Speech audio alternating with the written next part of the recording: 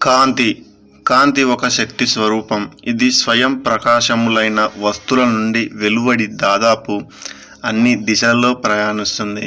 ఈ కాంతి కిరణాలు ఎదురుగా ఉన్న వస్తువుల ఉపరితలం పైన పతనం చెంది తిరిగి వెనుకకు మరలినప్పుడు కంటిలోని రెటినాను కనీసం 1/16 సెకన్ల కాలంతో పాటు తాకినట్లు అయితే దృక్కునాడి అనే నాడి ద్వారా జ్ఞానం కలుగుతుంది.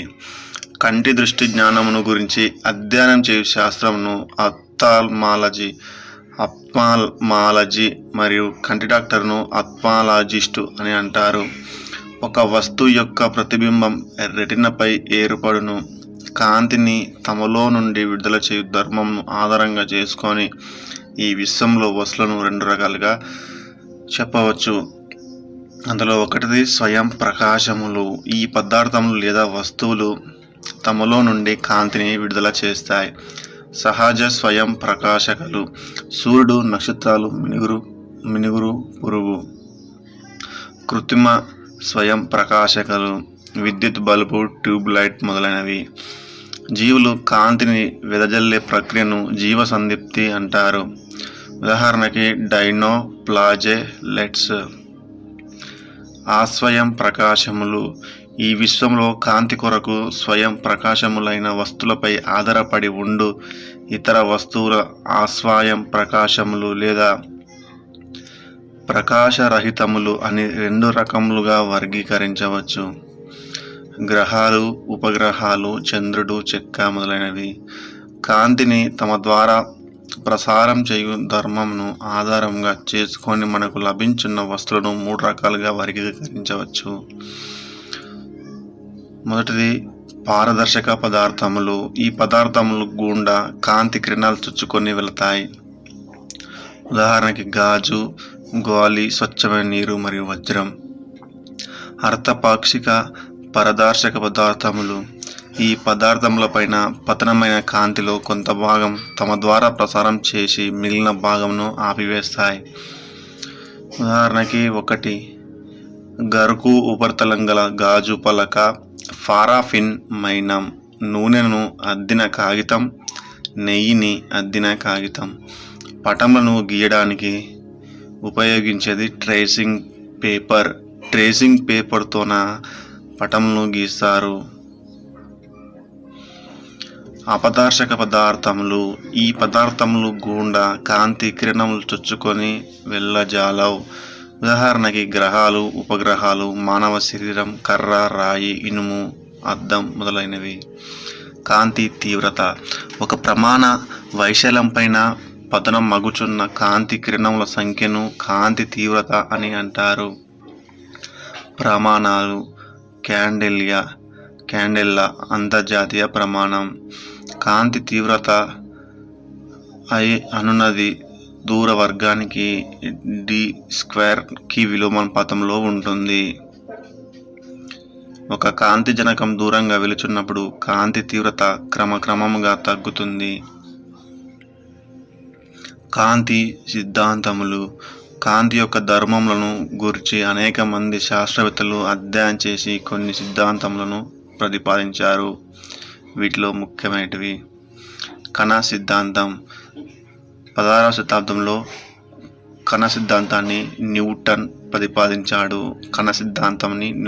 ప్రతిపాదించాడు.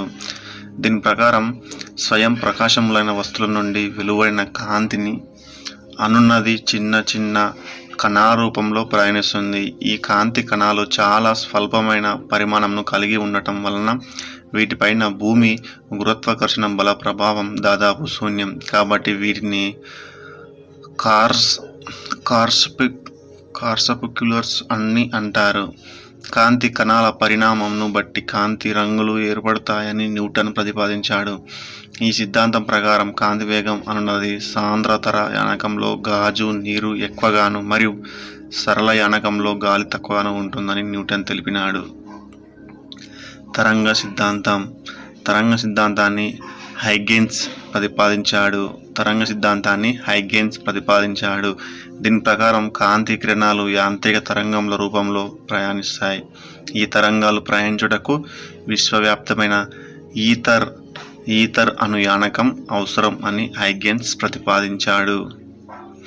ఈ సిద్ధాంతం ప్రకారం కాంతి కిరణ వేగం సరళ యానకంలో ఎక్కువగాను మరియు సాంద్రతర యానకంలో తక్కువగాను ఉంటుంది. తరంగ ధైర్యంను బట్టి కాంతి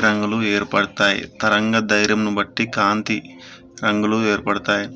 ఈ సిద్ధాంతంలో ప్రతిపాదించిన విధంగా కాంతి కిరణములు అనున్నవి యాంత్రిక తరంగాలు కావు.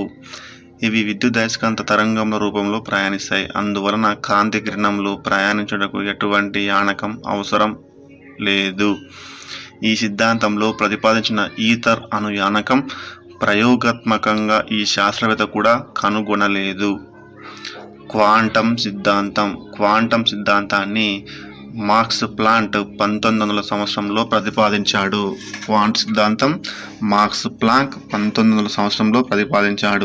ఈ సిద్ధాంతం ప్రకారం కాంతి కిరణములు అనునవి చిన్న చిన్న శక్తి పాకెట్ల రూపంలో ప్రయాణిస్తాయి.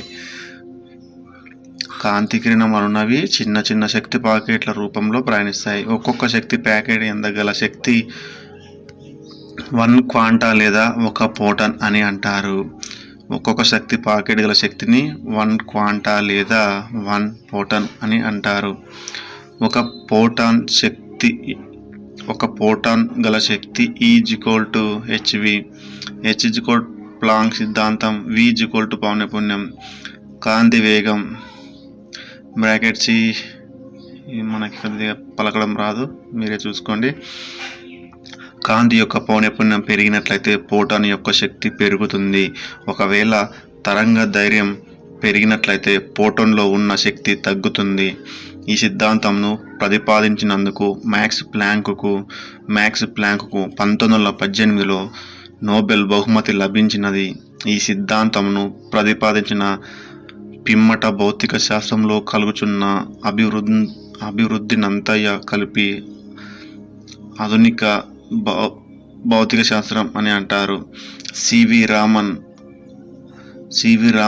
రామన్ ఫలితంను నిరూపించుటకు క్వాంటం సిద్ధాంతంను ఉపయోగించాడు. విద్యుత్ అయస్కాంత సిద్ధాంతం.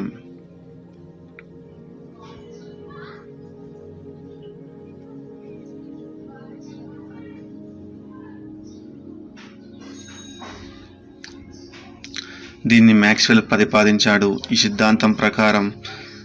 సిద్ధాంతం ప్రకారం కాంతి కిరణములు విద్యుత్ మరియు అయస్కాంత అంశాల రూపంలో ప్రయాణిస్తాయి. ఈ కాంతి కిరణములు ప్రయాణించడానికి ఎటువంటి యానకం అవసరం లేదు. కాంతి వేగం శూన్యంలో లేదా గాలిలో c=3 × 10⁻⁸ m⁻⁻1 గా ఉంటుంది.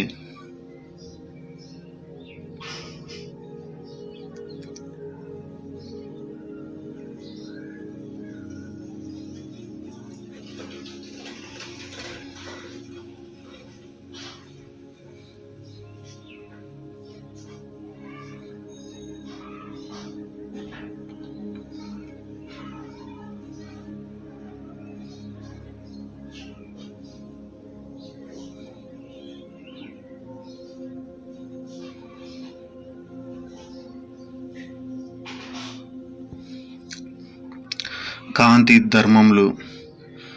కాంతి రుజువర్తనం. కాంతి జనకముల నుండి వెలువడిన కాంతి కిరణములు సరళరేఖ మార్గంలో ప్రయాణించుటకు కాంతి రుజువర్తనం అని అంటారు. రుజుమార్గంలో ప్రయాణిస్తున్న కాంతి కిరణాలు వరుసగా ఉన్న అపారదర్శక వస్తువులపై పతనమైనప్పుడు రెండవ వైపున ఛాయలు ఏర్పడతాయి. ఈ ఛాయలను 2 రకాలుగా వర్గీకరించవచ్చు. దట్టమైన చీకటిలో ఆవరించుకొని ఉన్న ప్రాంతంను ప్రఛాయ అని, దాని చుట్టూ ఉన్న మసక చీకటిని ఉపఛాయ అని అంటారు. అనువర్తనాలు. సౌర్య కుటుంబమందు సౌర్యగ్రహణం మరియు చంద్రగ్రహణం అనున్నవి ఏర్పడటానికి గల కారణం కాంతి రుజువర్తనం మాత్రమే. పశ్చాయ యందు సంపూర్ణమైన గ్రహణము మరియు ఉపఛాయ యందు పాక్షికమైన గ్రహణములు అనున్నవి ఏర్పడతాయి. కాంతి వేగం. మొట్టమొదటిసారిగా కాంతి వేగంను కనుగొనుటకు ప్రయత్నించిన శాస్త్రవేత్త గేలీలియో 16వ శతాబ్దం. కాంతి వేగం కనుగొనుటకు ప్రయత్నించిన వ్యక్తి గేలీలియో 16వ శతాబ్దం. అనేక మంది శాస్త్రవేత్తలు కాంతి వేగంను కనుగొనుటకు ప్రయత్నించారు. వారిలో రోమర్, బ్రాడ్లీ, కోమర్, ఫీజో అనేవారు ఉన్నారు. సూర్యుని కాంతి కిరణాలను ప్రయోగశాల యందు ఉపయోగించి కాంతి వేగంను ఖచ్చితంగా కనుగొన్న శాస్త్రవేత్త ఫౌకౌల్ట్. సాధారణంగా గాలిలో లేదా శూన్యంలో కాంతి వేగం (c=3 × 10⁸ సెకండ్గా ఉంటుంది.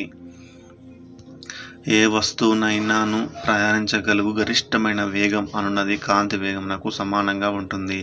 అంతేగాని ఏ వస్తువు కూడా కాంతి వేగంను మించిన వేగంతో ప్రయాణించజాలదు. గాలిలో ధ్వనివేగం 330 m/s మరియు కాంతి వేగం 3 × 10⁸ m/s. అందువలన ధ్వనివేగంలో పోల్చినప్పుడు కాంతి వేగం అనేక రెట్లు ఎక్కువగా ఉంటుంది.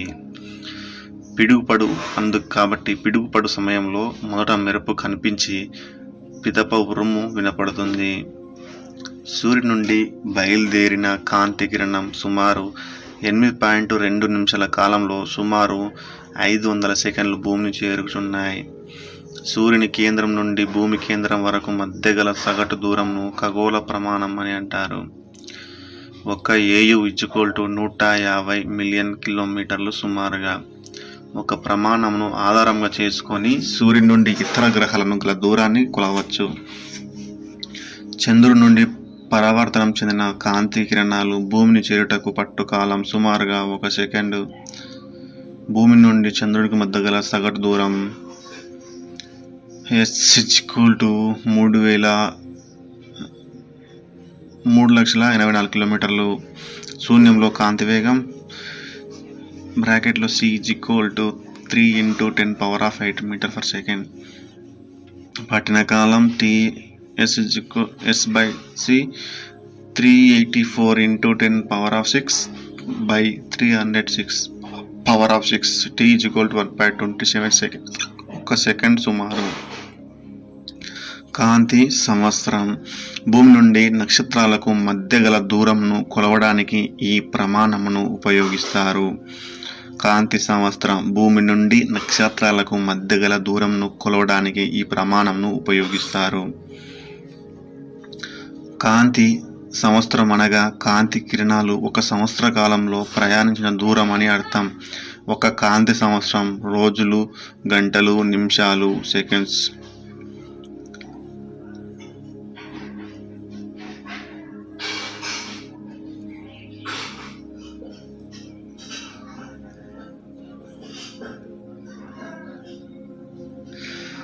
పారాలాస్టిక్ సెకండ్. ఈ ప్రమాణంను ఉపయోగించి 2 నక్షత్రముల మధ్య గల దూరంను కొలుస్తారు. 1/s 3.26 కాంతి సంవత్సరములు. దూరం లేదా పొడవును కొలవడానికి ఉపయోగించబడు అతిపెద్ద ప్రమాణం పారాలాస్టిక్ సెకండ్. దూరం లేదా పొడవును కొలవడానికి ఉపయోగించబడు అతి చిన్న ప్రమాణం ఫెర్మి. 1 Fermi = 10⁻⁻15 m. ఈ ప్రమాణంను ఉపయోగించి పరమాణు కేంద్రకం యొక్క పరిమాణంను కొలుస్తారు. 2 వస్తువులు ఒక్కొక్కటి కాంతి వేగంనకు సమానం అయితే వేగంతో ఎదురెదురుగా వచ్చుచున్నప్పుడు వాటి సాపేక్ష వేగం అనున్నది కాంతి వేగంనకు సమానంగా ఉంటుంది.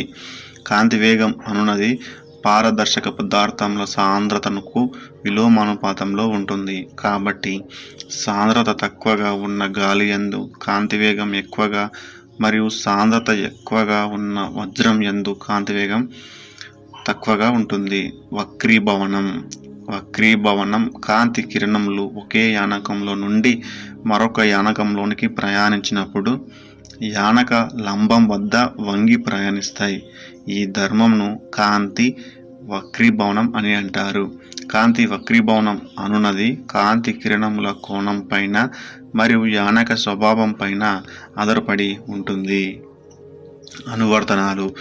నీరు గల పాత్ర యందు ఒక కర్రను రాడును ఉంచి చూసినప్పుడు నీటి యందు గల కర్ర భాగం వంగినట్లుగా కనిపించడానికి గల కారణం కాంతి వక్రీభవనమే ఇదే. ఒక పాత్ర యందు కొంత మట్టం వరకు నీటిని నింపి చూసినప్పుడు వక్రీభవనం వలన అడుగు భాగం పైకి లేచి నీటి లోతు తక్కువగా ఉన్నట్లు అనిపిస్తుంది. ఈ కారణముల వలన జలాశయంలో లోతు తక్కువగా ఉన్నట్లు కనిపిస్తుంది. కాబట్టి స్విమ్మింగ్ పూల్ అడుగు భాగం అసలు లోతు కంటే తక్కువ లోతులో ఉన్నట్లుగా కనిపించడం. నీటి యందు ఒక నాణ్యంను వేసి చూసినప్పుడు వక్రీభవనం వలన ఆ నాణ్యం అసలు పరిమాణం కంటే పెద్దగా మరియు తక్కువ లోతులో ఉన్నట్లు కనిపిస్తుంది. గాలిలో ఎగురుచున్న ఒక గ్రద్ద నీటి యందు గల చేపను చూసినప్పుడు వక్రీభవనం వలన ఆ చేప పరిమాణం పెద్దదిగా మరియు తక్కువ లోతులో ఉన్నట్లు కనిపిస్తుంది. నీటి యందు గల చేప అనున్నది గాలిలో ఎగురుచున్న గ్రద్దను చూసినప్పుడు అది అసలు పరిమాణం కంటే చిన్నగా మరియు ఎక్కువ లోతులో ఎగురుతున్నట్లు కనిపిస్తుంది. అక్షరములను కలిగిన పేపర్ పైన గాజు ఫిల్లర్ను అమర్చి చూసినప్పుడు ఆ అక్షరముల పెద్దవిగా మనకు కంటికి దగ్గరగా ఉన్నట్లు కనిపిస్తాయి. సూర్యోదయం మరియు సూర్యాస్తమయ సమయంలో సూర్యుడు నుండి వచ్చుచున్న కాంతి కిరణములు శూన్యంలో నుండి భూమి వాతావరణ పొరలోకి ప్రవేశించి వక్రీభవనం చెందడం వలన సూర్యబింబం అండాకృతిలో కనిపిస్తుంది. వాతావరణ వక్రీభవనం వల్ల నక్షత్రాలు మినుకు మన్నట్లుగా కనిపించడం. సూర్యోదయ సమయంలో కాంతి కిరణములు వక్రీభవనం చెందడం వలన భూమి వాతావరణ పొరయందు వాస్తవ సూర్యోదయానికంటే 2 నిమిషాల ముందు వెలుతురు కనిపిస్తుంది.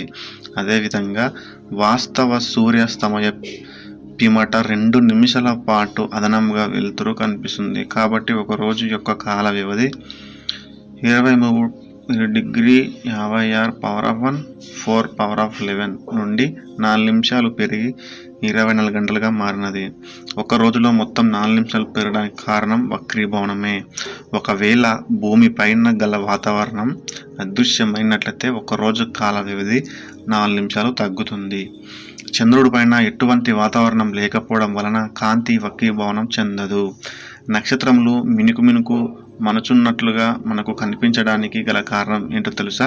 నక్షత్రం నుండి వచ్చు కాంతి కిరణంలో భూమి వాతావరణ పొరయందు ప్రవేశించి వక్రీభవనం చెందడం మాత్రమే. వక్రీభవన గుణకం. కాంతి కిరణములు ఒక యానకం నుండి మరొక యానకంలోనికి ప్రయాణించినప్పుడు యానక లంబం వద్ద చేయు పతన కోణం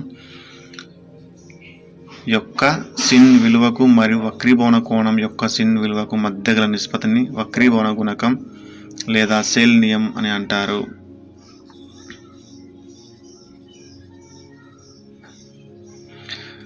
వక్రీభవన గుణకం అనున్నది ఒకే రకమైన 2 భౌతిక రాశుల మధ్య గల నిష్పత్తిని సమానం. కావున ప్రమాణాలు ఉండవు, కానీ పదార్థ స్వభావంను బట్టి వేరువేరు వక్రీభవన గుణక విలువలు ఉంటాయి. పదార్థం యానకం వక్రీభవన గుణకం. పదార్థం యానకం వక్రీభవన గుణకం.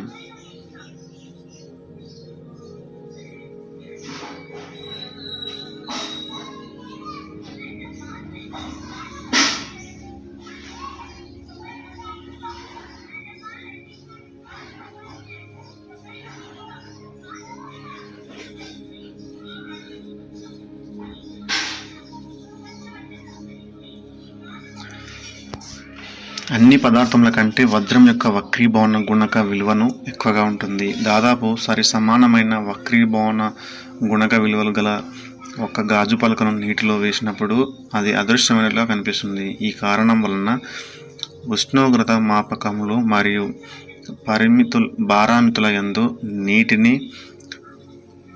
నీటిని ఉపయోగించుకోకపోవచ్చున్నాం. తక్కువ సాంద్రతను కలిగిన పారదర్శక పదార్థముల యందు కాంతి వేగం ఎక్కువగా ఉంటుంది. ఉదాహరణకు గాలి. కాంతి పరావర్తనం. కాంతి కిరణంలో ప్రయాణించున్న మార్గంలో ఎదురుగా ఉన్న వస్తువుల ఉపరితలం పైన పతనం అయి తిరిగి వెనుకకు మారుటకు కాంతి పరావర్తనం అని అంటారు. అనువర్తనాలు. మానవుడికి దృష్టి జ్ఞానం కలగడానికి గల కారణం కాంతి పరావర్తనం. దర్పణంలో అన్నీ పనిచేయడం యందు ఈ ధర్మం ఇమిడి ఉంటుంది. వస్తువుల ఉపరితలం నునువుగా ఉన్నట్లయితే అన్ని బిందువుల వద్ద కాంతి పరావర్తం అనున్నది ఒకే విధంగా ఉంటుంది. కానీ గురుకు ఉపరితలం పైన కాంతి పరావర్తనం అనున్నది వేరువేరు బిందువుల వద్ద వేరువేరుగా ఉంటుంది. కాంతి సంపూర్ణాంతర పరావర్తనం. కాంతి కిరణంలా ఒక వస్తువు లోపల సంపూర్ణంగా పరావర్తనం చెందడం కాంతి సంపూర్ణాంతర పరావర్తనం అని అంటారు. కాంతి కిరణములు ఒక వస్తువు లోపల సంపూర్ణంగా పరావర్తనం చెందడంను కాంతి సంపూర్ణాంతర పరావర్తనం అని అంటారు. కాంతి సంపూర్ణాంతర పరివర్తనం జరగాలంటే ఆ కిరణములు ఎల్లప్పుడూ కూడా సాంద్రతర యానకంలో నుండి విరళ యానకంలోనికి ప్రయాణించాలి. వజ్రం మెరవడానికి గల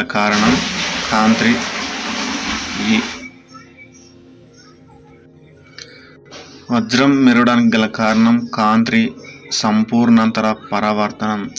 కాంతి సంపూర్ణాంతర పరివర్తనం వలన ఇసుక ఎడార్ల యందు మరియు వేసవి కాలంలో తారు రోడ్లపైన ఎండమావులు ఏర్పడతాయి.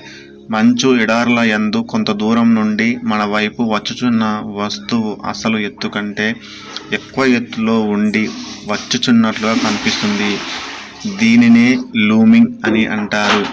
ట్రాఫిక్ సిగ్నల్స్ అన్నవి పనిచేయట యందు ఈ ధర్మంను ఉంటుంది. నీటి లోపల లేదా ఒక గాజు దిమ్మె లోపల బంధించబడి ఉన్న ఒక గాలి బుడగ వెండి వల్లే మెరుచున్నట్లు కనిపిస్తాయి. వైద్య రంగంలో ఉపయోగించబడు ఎండోస్కోపీ మరియు లాప్రోస్కోపీ విధానాలు పనిచేయడం కాంతి సంపూర్ణాంతర పరావర్తనం అను సూత్రం ఆధారంగా పనిచేస్తాయి. వేలాడే దీపపు స్తంభాలు షాన్లియర్స్ సంపూర్ణ అంతర పరావర్తనం వలన అద్భుతమైన కాంతిని వెదజల్లుతాయి. ఆప్టికల్ ఫైబర్ దృశ్య తంతువు సంపూర్ణాంతర పరావర్తనం అను సూత్రం ఆధారంగా పనిచేయు ఈ ఆప్టికల్ ఫైబర్ను డాక్టర్ నరేంద్ర సింగ్ కపాని పంజాబ్ శాస్త్రవేత్త 1952 సంవత్సరంలో కనిపెట్టాడు. 1956 సంవత్సరం నుండి ప్రజలకు అందుబాటులోకి వచ్చినది. ఇది ఆప్టికల్ ఫైబర్ పితామహుడు అని కూడా అంటారు. ఇతను 2020 డిసెంబర్ 4వ తేదీ నాడు అమెరికాలో మరణించడం జరిగింది. ఈ శాస్త్రవేత్త భారత ప్రభుత్వం 2021లో పద్మభూషణ్ అవార్డు అయితే ప్రకటించింది. దీనిని ఆప్టికల్ ఫైబర్ దీనిని గాజులో నిర్మిస్తారు. ఆప్టికల్ ఫైబర్ లోపల గల గాజుకు నాళంను కోర్ అని అంటారు. దీని యొక్క వ్యాసార్థం 2×10⁻⁻6 నుండి 3×10⁻⁻6 ఎంల వరకు ఉంటుంది. దీనిని ఎక్కువ వ్యాసం కలిగిన గాజు నాళం యందు అమర్చుతారు. అవలయున్న ఈ గాజు నాళమును క్లాడింగ్ అంటారు. ఈ ఆప్టికల్ ఫైబర్ను గ్లాస్ వుల్ అని కూడా అంటారు. ఉపయోగాలు: సుమారు 1 మైక్రోమీటర్ 10⁻⁶ మీటర్ వ్యాసార్థం గల సన్నని తీగల సముదాయాన్ని లైట్ పైప్ అంటారు. సమాచార సంకేతాలను లైటు పైపుల ద్వారా ప్రసారం చేయుటకు ఆప్టికల్ ఫైబర్స్ వాడతారు. సుమారు 2000 టెలిఫోన్ సంకేతాలను కాంతి తరంగాలతో కలిపి ఒకేసారి ప్రసారం చేయడానికి ఆప్టికల్ ఫైబర్స్ ద్వారా అవకాశం ఉంది. ఈ విధానం ద్వారా ప్రసారం చేయబడిన సంకేతాలు అత్యంత స్పష్టమైనవిగా ఉంటాయి. ఆప్టికల్ ఫైబర్లోనికి పంపించబడ్డ కాంతి కిరణముల లేదా తక్కువ శక్తి గల లేజర్ కిరణములతో పాటు ఏ కిరణములనైనా సంపూర్ణాంతర పరివర్తనం చెంది అత్యధికమైన దూరంను ప్రయాణిస్తాయి. కాబట్టి ఆప్టికల్ ఫైబర్ను సమాచార రంగం యందు విస్తృతంగా ప్రయోగించుచున్నారు. మానవ శరీరం లోపల అవయవాలను డాక్టర్ కంటితో చూడలేడు. డాక్టర్ లైటు పైపును నోటి ద్వారా రోగి పొట్టలోకి పంపుతాడు. కాంతి పొట్ట లోపలి భాగాన్ని ప్రకాశవంతంగా చేస్తుంది. ఆ లోపలి కాంతి లైట్ పైపులోని మరికొన్ని ఆప్టిక్ ఫైబర్స్ ద్వారా బయటకు వస్తుంది. ఈ ఫైబర్స్ రెండవ చివరి నుండి వచ్చే కాంతిని కంప్యూటర్ స్క్రీన్ పై చూసి పరిశీలించడం ద్వారా పొట్ట లోపలి భాగాల చిత్రాన్ని డాక్టర్ తెలుసుకుంటారు. ఈ పద్ధతిని ఎండోస్కోపిక్ అని అంటారు.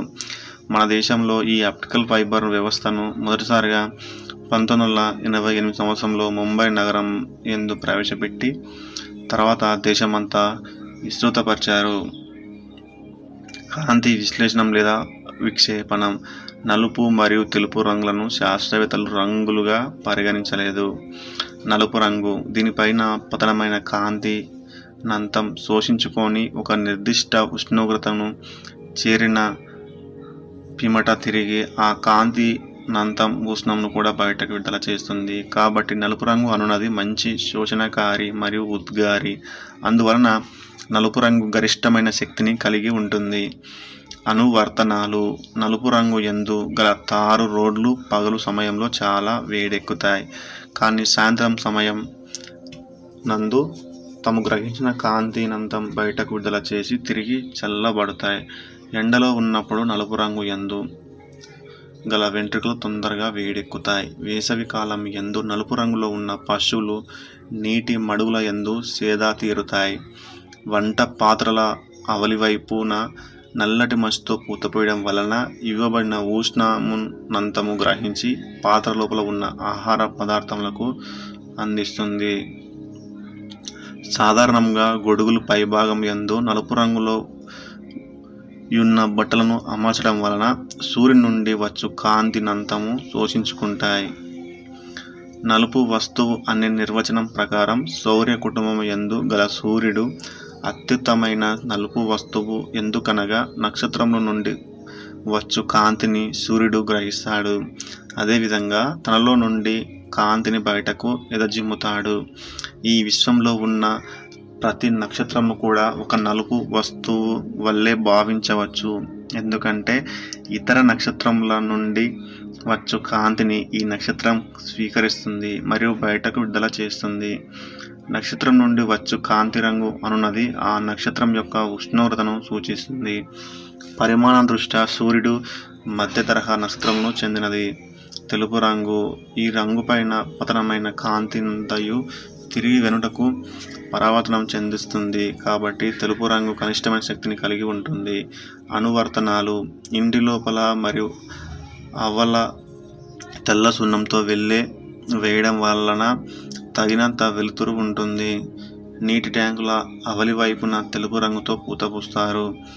కాబట్టి సూర్యుడి నుండి వచ్చు కాంతి కిరణములు ఆ తెలుపు రంగుపై తిరిగి పతనం కాంతి కిరణములు ఈ తెలుపు రంగుపై పతనమై తిరిగి పరావర్తనం చెందుతాయి. కాబట్టి నీటి ఆవిరి వ్యర్థం అరికట్టబడతాయి. వేసవి కాలంలో పై కారణం వలన తెలుపు రంగు వస్త్రమును ధరిస్తారు. కాంతి విశ్లేషణం. కాంతి విశ్లేషణం ఒక తెల్లని కాంతిపుంజం గాజుతో తయారు చేసిన పటకం గుండా చొచ్చుకొని వెళ్ళినప్పుడు VI, BG, YOR అను 7 రంగులుగా విడిపోతుంది. దీనినే కాంతి విశ్లేషణ లేదా విక్షేపణం అని కూడా అంటారు. ఈ ధర్మంను 16వ శతాబ్దంలో న్యూటన్ కనుగొన్నాడు. కాంతి విశ్లేషణము యందు ఏర్పడిన ఊదా రంగు తరంగ ధైర్యం 4000 A కాగా ఇది క్రమక్రమంగా పెరుగుతూ ఎరుపు వచ్చేసరికి 7500 A పెరుగుతుంది. వీటిలో ఇండిగో అను వర్ణంను తప్ప మిగిలిన అన్ని వర్ణములను మన కన్ను చూడగలుగుతుంది. కాబట్టి ఈ రంగులన్నిటినీ కలిపి దృశ్య వర్ణపటం అని అంటారు. దృశ్య వర్ణపటం యందు గల వివిధ రంగుల యొక్క తరంగ ధైర్యమును కొలవడానికి వర్ణమాపకంను ఉపయోగిస్తారు. దృశ్య వర్ణపటం యందు గల ఇండిగో అను రంగును మన కన్ను గుర్తించజాలదు. అదేవిధంగా ఊదా రంగు వలన కంటి రెటీనా దెబ్బతింటుంది. కాబట్టి ఈ 2 రంగులను మినహాయించినప్పుడు మిగిలిన 5 రంగుల్లో పసుపు రంగును మాధ్యమిక రంగు అని అంటారు. కాంతి విశ్లేషణము యందు ఏర్పడిన తరంగ ధైర్యం తక్కువగా ఉన్న ఊదా రంగు ఎక్కువగా విచలనం చెందుతుంది. కానీ రుజుమార్గంను వీడి వంగి ప్రయాణిస్తుంది. కానీ తరంగ ధైర్యం ఎక్కువగా ఉన్న ఎరుపు రంగు తక్కువగా విచలనం చెంది దాదాపు రుజుమార్గంలో ప్రయాణిస్తుంది. కాబట్టి ఎరుపు రంగును చాలా దూరం నుండి చూడవచ్చు. ఈ కారణం వలన ప్రమాద సంకేతాలను సూచించుటకు ఎరుపు రంగును ఉపయోగిస్తారు. కాంతి వక్రీభవన గుణకం అనున్నది తరంగ ధైర్యమునకు విలోమానుపాతంలో ఉంటుంది. కాబట్టి తరంగ ధైర్యం తక్కువగా ఉన్న ఊదా రంగు ఎక్కువ వక్రీభవనం గుణక విలువ ఎక్కువగా మరియు తరంగ ధైర్యం ఎక్కువగా ఉన్న ఎరుపు రంగు యొక్క వక్రీభవనం విలువ తక్కువగా ఉంటుంది. క్వాంటం సిద్ధాంతం ప్రకారం E=hc తరంగ ధైర్యం తక్కువగా ఉన్న ఊదా రంగు యొక్క శక్తి ఎక్కువగాను మరియు తరంగ ధైర్యం ఎక్కువగా ఉన్న ఎరుపు రంగు యొక్క శక్తి చాలా తక్కువగా ఉంటుంది. కాబట్టి ఫోటోగ్రఫీ ఫిల్మ్లను డెవలప్ చేయడానికి డార్క్ రూముల యందు కనీసమైన కాంతి కొరకు ఎరుపు రంగు బల్బులను ఉపయోగిస్తారు. ఈ ఎరుపు రంగు వలన ఫిల్మ్ పైన ఏ ఫోటో ఎటువంటి ప్రభావితం చెందదు. ఫోటోగ్రాఫిక్ ఫిల్మ్లను డెవలప్ చేయడానికి హైపో ద్రావణం సోడియం థియోసల్ఫేట్ ఉపయోగిస్తారు. ఆకుపచ్చ రంగు యొక్క తరంగ ధైర్యం 5550 డిగ్రీగా ఉంటుంది. ఈ రంగునందు గల శక్తి వలన మానవునికి ఒక రకమైన మానసిక ఉల్లాసం కలుగుతుంది. గాజు పలక ద్వారా VI, BG, YOR అను 7 రంగులు ప్రయాణిస్తున్నప్పుడు తరంగ ధైర్యం తక్కువగా ఉన్న ఊదా రంగు యొక్క వేగం తక్కువగా ఉంటుంది. తరంగ ధైర్యం ఎక్కువగా ఉన్న ఎరుపు రంగు యొక్క వేగం ఎక్కువగా ఉంటుంది. గాలిలో లేదా శూన్యంలో ఈ 7 రంగుల వేగం కాంతి వేగానికి సమానంగా ఉంటుంది. రంగుల రకాలు. ప్రాథమిక రంగులు. కాంతి విశ్లేషణం యందు ఏర్పడిన 7 రంగులలో గల బ్లూ, గ్రీన్ మరియు రెడ్ రంగులను ప్రాథమిక రంగులు అని అంటారు. ఎందుకంటే ఈ రంగులు ఒకదానిపైన మరొకటి ఆధారపడకుండా స్వతంత్రంగా ఉంటాయి. గౌణ రంగులు. ప్రాథమిక రంగులలో ఏవైనా 2 భిన్నమైన ప్రాథమిక రంగులు ఒకదానితో మరొకటి కలిసినప్పుడు ఏర్పడిన ఫలితమును గౌణ రంగు అని అంటారు. వాటిని ఈ విధంగా చూడవచ్చు. నోట్. ప్రాథమిక రంగు ఒక రకమైన ప్రాథమిక రంగును తన ద్వారా ప్రసారం చేస్తుంది. కానీ ఒక ప్రాథమిక రంగు తన ద్వారా ప్రయాణించుచున్న ఇతర ప్రాథమిక రంగులను మరియు గౌణ రంగులను శోషణం చేసుకోవడం వలన మన కంటికి ఎటువంటి కాంతి చేరదు. కాబట్టి ఆ వస్తువు రంగు నలుపు రంగులో ఉన్నట్లుగా కనిపిస్తుంది. కాబట్టి ఆ వస్తువు యొక్క రంగు నలుపు రంగులో ఉన్నట్లుగా కనిపిస్తుంది. అనువర్తనాలు. తెల్లని సూర్యుని కాంతి కిరణముల సమక్షంలో గులాబీ పుష్పం ఎరుపు రంగులో కనిపిస్తుంది. కానీ ఆకుపచ్చ రంగుని కలిగిన గాజు పలకకు ద్వారా చూసినప్పుడు అది నలుపు రంగులో కనిపిస్తుంది. ఎరుపు రంగు కళ్లద్దాలు ధరించిన వ్యక్తి పగలు సమయంలో ఆకాశంను పరిశీలించినప్పుడు అది నలుపు రంగులో కనిపిస్తుంది. ఆకుపచ్చ రంగులో ఉన్న కళ్లద్దాలను ధరించిన వ్యక్తి సూర్యోదయమును లేదా సూర్యాస్తమయంను చూసినప్పుడు నలుపు రంగులో కనిపిస్తుంది. ఆకుపచ్చ రంగులో ఉన్న కళ్లద్దాల గుండా ట్రాఫిక్ సిగ్నల్ను చూసినప్పుడు అవి ఆకుపచ్చ రంగు మరియు నలుపు రంగులో మార్చున్నట్లుగా మనకు కనిపిస్తూ ఉంటాయి. ఎరుపు రంగుల ఒక గాజు పలక గుండా ఒక వస్తువు చూసినప్పుడు అది ఎరుపు రంగులో కనిపించింది. అయితే ఆ వస్తువు యొక్క అసలు ఎరుపు లేదా తెలుపు రంగు కావచ్చును. ఆకుపచ్చ రంగు గల ఒక గాజు పల గుండా జాతీయ జెండాను చూసినప్పుడు కనిపించు వర్ణముల క్రమం నలుపు మరియు ఆకుపచ్చ. సంపూరక రంగులు. 2 లేదా అంతకంటే ఎక్కువ భిన్నమైన రంగులు కలిసి తెలుపు రంగును ఏర్పరిచినట్లయితే వాటిని సంపూరక రంగులు అంటారు. ఉదాహరణకి ప్రాథమిక రంగులు ఒకదానితో మరియొకటి సమపాలలో కలిసినప్పుడు తెలుపు రంగు ఏర్పడును. B+G+R = white. అంటే బ్లూ, గ్రీన్, రెడ్ కలిస్తే వైట్ అవుతుంది అన్నమాట. ఈ ప్రతి ప్రాథమిక రంగు తన వ్యతిరేక గౌణ రంగుతో కలిసినప్పుడు తెలుపు రంగు ఏర్పడుతుంది. ప్రాథమిక రంగు ప్లస్ వ్యతిరేక గౌణ రంగు ప్లస్ తెలుపు. బ్లూ ప్లస్ అండ్ ఎల్లో కలిస్తే వైట్గా మారుతుంది. కాంతి పరిక్షేపణం. కాంతి కిరణములు ప్రయాణించిన మార్గంలో ఎదురుగా ఉన్న చిన్న వస్తువులను ఢీకొని వేగంలో మార్పు లేకుండా వేరొక దిశలో ప్రయాణిస్తాయి. దీన్ని కాంతి పరిక్షేపణం అని అంటారు. దీని యందు ఒక కణం తను శోషించుకున్న శక్తిలో కొంత భాగాన్ని అన్ని దిశల్లో వివిధ తీవ్రతలతో ఉద్గారం చేసింది. కాంతి పరిక్షేపణం అనున్నది ఈ కింది విషయాలపై ఆధారపడును. కాంతి కిరణములపైన కోణంపైన తీటా, కాంతి కిరణములు తరంగ ధైర్యం పైన, అనగా కాంతి పరిక్షేపణం అనున్నది తరంగ ధైర్యము విలోమానుపాతంలో ఉంటుంది. కాంతి కిరణములు ఢీ కొనుచున్న కణములు పరిమాణం పైన. ఉదాహరణకి సూర్యుని నుండి వచ్చుచున్న తెల్లటి కాంతి యందు గల నీలిరంగు అనున్నది వాతావరణంలోకి వాయు కణాలను ఢీకొని పరిక్షేపణం చెందడం వలన పగలు సమయంలో ఆకాశం నీలిరంగులో కనిపిస్తుంది. రాత్రి సమయంలో సూర్యుని కాంతి కిరణములు లేకపోవడం వలన కాంతి పరిక్షేపణం జరగదు. కాబట్టి రాత్రి సమయమందు ఆకాశం నలుపు రంగులో కనిపిస్తుంది. పగలు సమయంలో ఆకాశం యొక్క ప్రతిబింబం అనున్నది భూమిపైన గల నీటిలో కనిపించడం వలన ఆ నీరు నీలి రంగులో ఉన్నట్లు అనిపిస్తుంది. విశ్వాంతరాళంలో ఎటువంటి వాతావరణం లేకపోవడం వలన కాంతి పరిక్షేపణం జరగదు. కాబట్టి భూమి చుట్టూ పరిభ్రమించున్న వ్యోమగామికి ఆకాశం ఎల్లప్పుడూ కూడా నలుపు రంగులో ఉన్నట్లు కనిపిస్తుంది. ఒకవేళ ఈ వ్యోమగామి భూగోళంను చూసినప్పుడు నీరు, అడవులు, వంట పొలాలతో కూడిన ప్రాంతం నీలిరంగులో, మిగిలిన ప్రాంతం అనగా ఇసుక, మట్టి, రాళ్లతో ఆవరించుకొని ఉన్న ప్రాంతం వెండి వల్లే మెరిచున్నట్లుగా అనిపిస్తుంది.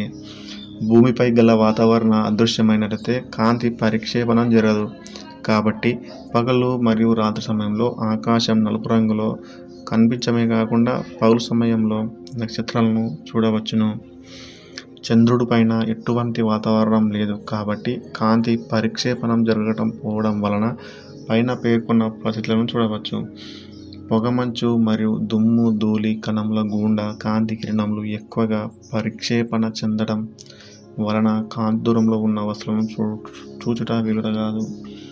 చిన్న ముక్కలుగా నలగగొట్టిన గాజు ముక్కలు లేదా మంచు ముక్కల పైన కాంతి కిరణములు పతనమైనప్పుడు పరిక్షేపణం చెందుతాయి. కాబట్టి ఆ చిన్న ముక్కలు వెండి వల్లే మెరిచున్నట్లుగా కనిపిస్తాయి.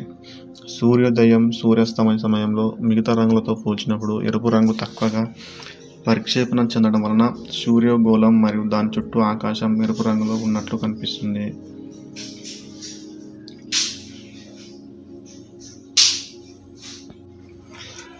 రామన్ ఫలితం. ఎస్వి రామన్ తను రామన్ ఫలితమును నిరూపించుట కొరకు క్వాంటం సిద్ధాంతంను ఉపయోగించి కాంతి పరిక్షేపణం అను ధర్మమును వర్తింపజేశాడు. పారదర్శక ద్రవ పదార్థముల గుండా కాంతి కిరణము ప్రయాణించిన నాటి యందు శక్తి మార్పు రావడం రామన్ ఫలితం. 1928 సంవత్సరంలో ఫిబ్రవరి 28న ప్రయోగాత్మకంగా నిరూపించాడు. అందువలన 1930 సంవత్సరంలో నోబెల్ ప్రైజ్ లభించింది. ఫిబ్రవరి 28ని జాతీయ సైన్స్ దినోత్సవంగా జరుపుకుంటాం. కాంతి వ్యతికరణం. 2 లేదా అంతకంటే ఎక్కువ కాంతి కిరణములు ఒకదానిపైన మరి ఒకటి అధ్యారోపణం చెందినప్పుడు వాటి ఫలిత కాంతి యొక్క కంపన పరిమితి మరియు తరంగ ధైర్యములు మార్పు చెందుతాయి. ఈ ధర్మంను వ్యతికరణం అంటారు. కాంతి యొక్క ధర్మంను థామస్ యంగ్ అనే శాస్త్రవేత్త కనుగొన్నాడు. నీటిపైన నూనెను వెదజల్లినప్పుడు అనువర్తనాలు. నీటిపైన నూనెను వెదజల్లినప్పుడు భిన్నమైన రంగులు కనిపించడానికి గల కారణం కాంతి వ్యతికరణం. సబ్బు బుడగ లేదా సుబ్బు నురగ పైన కాంతి కిరణములు పతనమైనప్పుడు వ్యతికరణం వలన అనేక రంగులు కనిపిస్తాయి. వివర్తనం. రోజు మార్గం యందు ప్రయాణించుచున్న కాంతి కిరణములు ఎదురుగా ఉన్న చిన్న చిన్న వస్తువులపైన పతనమైనప్పుడు ఆ అడ్డుతలల చుట్టూ వంగి ప్రయాణిస్తాయి. ఈ ధర్మంను వివర్తనం అని అంటారు. గ్రిమాల్డి అను శాస్త్రవేత్త కనుగొన్నాడు. కాంతి వివర్తనం అన్నది ఆధారపడు అంశాలు. కాంతి కిరణములు కోణం టీటా, వాటి తరంగదైర్ఘ్యం, అడ్డుతలల పరిమాణంపై. అనువర్తనాలు. సంపూర్ణ సూర్యగ్రహణ సమయంలో సూర్యుని యొక్క మూడవ పొర అయిన కరోనా అనున్నది కనిపించడానికి గల కారణం కాంతి వివర్తనం. ఒక పర్వతం వెనుక భాగమెందు సూర్యోదయం లేదా సూర్యాస్తమయం జరుపు సందర్భంలో వచ్చు సూర్యుని కాంతి కిరణముల పర్వతం వద్ద వివర్తనం చెందడం వలన కాంతి చారలుగా కనిపిస్తుంది. మేఘములు లేదా చెట్టు కొమ్మల గుండా చొచ్చుకొని వచ్చుచున్న సూర్యుని కాంతి కిరణములు వివర్తనం చెందడం వలన అవి వెండి చారల వల్లే కనిపిస్తాయి. సగం మూసిన కన్నులతో వెలుగుచున్న దీపపు ప్రామిదను లేదా కాండిల్ను చూసినప్పుడు వివర్తనం వలన వాటి చుట్టూ అనేక రంగులు కనిపిస్తాయి.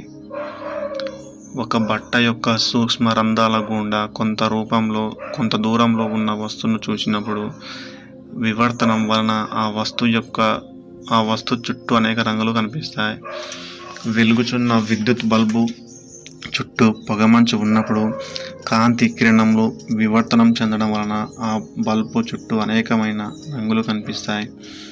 సిడి, డివిడీలు మరియు గ్రామ్ఫోన్ ప్లేట్ల పైన కాంతి కిరణములు పతనమైనప్పుడు వివర్తనం వలన అనేక రంగులు కనిపిస్తాయి. స్కానింగ్ ప్రక్రియలో శరీర లోపాలను గుర్తించుటయందు ఈ ధర్మమును ఉపయోగిస్తారు. ధ్రువణం. కాంతి కిరణములలో ఉన్న విద్యుత్ మరియు అయస్కాంత అంశమును ఒకదాని నుండి మరొక దానిని వేరు చేయుటకు ధ్రువణం అని అంటారు. ఈ ధర్మమును హెచ్. బార్థోలైనస్ కనుగొన్నాడు. కాంతి తరంగాలు మాత్రమే ధ్రువణం చెందుతాయి. ధ్వని ఈ ధర్మమును ప్రదర్శించదు. అనువర్తనాలు. వేసవి కాలంలో ధరించు సన్ గ్లాసెస్ లేదా కూలింగ్ అనున్నది కాంతి ధ్రువణం అనుధర్మం. ఈ కళ్ళద్దాలు సూర్యుని నుండి వచ్చుచున్న అతి నీలలోహిత కిరణాలను మరియు పారారుణ కిరణాలను వేరు చేసి మరియు శోషించుకొని మామూలు కాంతి కిరణములను మాత్రమే మన కంటిలోకి పంపిస్తాయి. వీటిని విలియం క్రూక్స్ అనే శాస్త్రవేత్త కనుగొన్నాడు. హోలోగ్రఫీ ఒక వస్తువు 3 డైమెన్షనల్ పద్ధతి యందు ఫోటో తీయు విధానంను హోలోగ్రఫీ పద్ధతి అని అంటారు. దీని యందు తక్కువ శక్తిని కలిగిన లేజర్ కిరణాలను ఉపయోగిస్తారు. ఈ విధానంను కనుగొన్నందుకు డెన్నిస్ గేబర్ అను శాస్త్రవేత్త 1971లో భౌతిక శాస్త్రంలో నోబెల్ బహుమతి వచ్చింది. 3D సినిమాలను చూడడానికి ఉపయోగించబడు పోలారాయిడ్ అను కళ్ళద్దాలు లేదా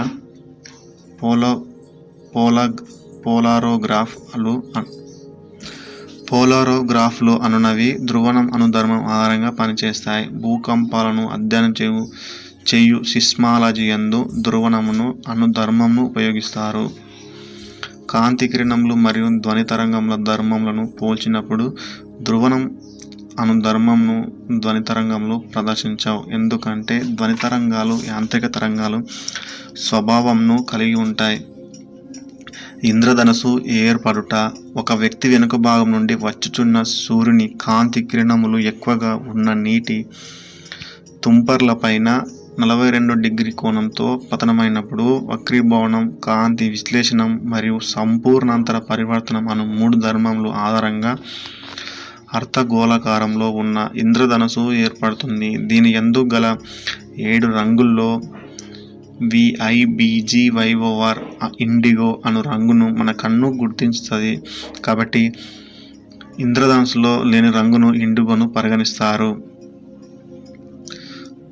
ఇంద్రధనుసులో లేని రంగుగా ఇండిగోను పరిగణిస్తారు. సంపూర్ణంగా గోళాకారంలో ఉన్న ఇంద్రధనుసును గగనతలంలో ఎగురుచున్న విమాన పైలట్ చూడగలుగుతాడు. ఇంద్రధనుసు ఎల్లప్పుడూ కూడా సూర్యునికి అభిముఖంగా ఎదురుగా ఏర్పడుతుంది. దృక్ సాధనాలు. స్పష్టమైన దృష్టి కొరకు అనగా వస్తువులను స్పష్టంగా చూడడానికి ఉపయోగించబడు సాధనములను దృక్ సాధనములు అని అంటారు. మైక్రోస్కోప్, టెలిస్కోప్, కెమెరా దృక్ సాధనములను కటకములు, దర్పణములు మొదలగు వాటి నుంచి ఉపయోగించి నిర్మిస్తారు. స్పష్ట దృష్టి, కనిష్ట దూరం. ఏదైనా ఒక వస్తువును స్పష్టంగా చూడవలె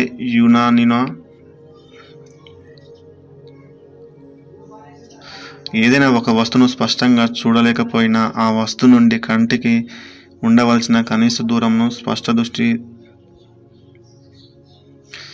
ఏదైనా ఒక వస్తువును స్పష్టంగా చూడడానికి ఆ వస్తువు నుండి కంటికి ఉండవలసిన కనీస దూరంను సృష్ట దృష్టి కనిష్ట దూరం అంటారు. సృష్ట దృష్టి కనిష్ట దూరం అంటారు. ఆరోగ్యవంతుడైన మానవుడు విషయంలో దీని వలన 20 సెంటీమీటర్లుగా ఉంటుంది. దృష్టికోణం ఏదైనా ఒక వస్తువు కంటి వద్ద చేయు కోణంను దృష్టికోణం అని అంటారు. వస్తువు కంటికి దగ్గరగా ఉన్నట్లయితే దాని వలన కలుగు దృష్టికోణం ఎక్కువగా ఉండటం వలన ఆ వస్తువు పెద్దగా ఉన్నట్లు కనిపిస్తుంది. దీని వలన సుమారు 114 డిగ్రీలు ఉంటుంది. కటకంలు గాజుతో నిర్మిస్తారు. కటకంలు 2 రకాలుగా చెప్పవచ్చు. కుంభాకార కటకం. ఈ కటకంనకు ఇరువైపులా ఉబ్బెత్తైన ఉపరితలాలు ఉంటాయి. ఈ కటకం యొక్క మధ్య బిందును కటక కేంద్రం అని అంటారు. ఈ బిందు గుండా పోవు సరళ రేఖను ప్రధానాక్షం అని అంటారు.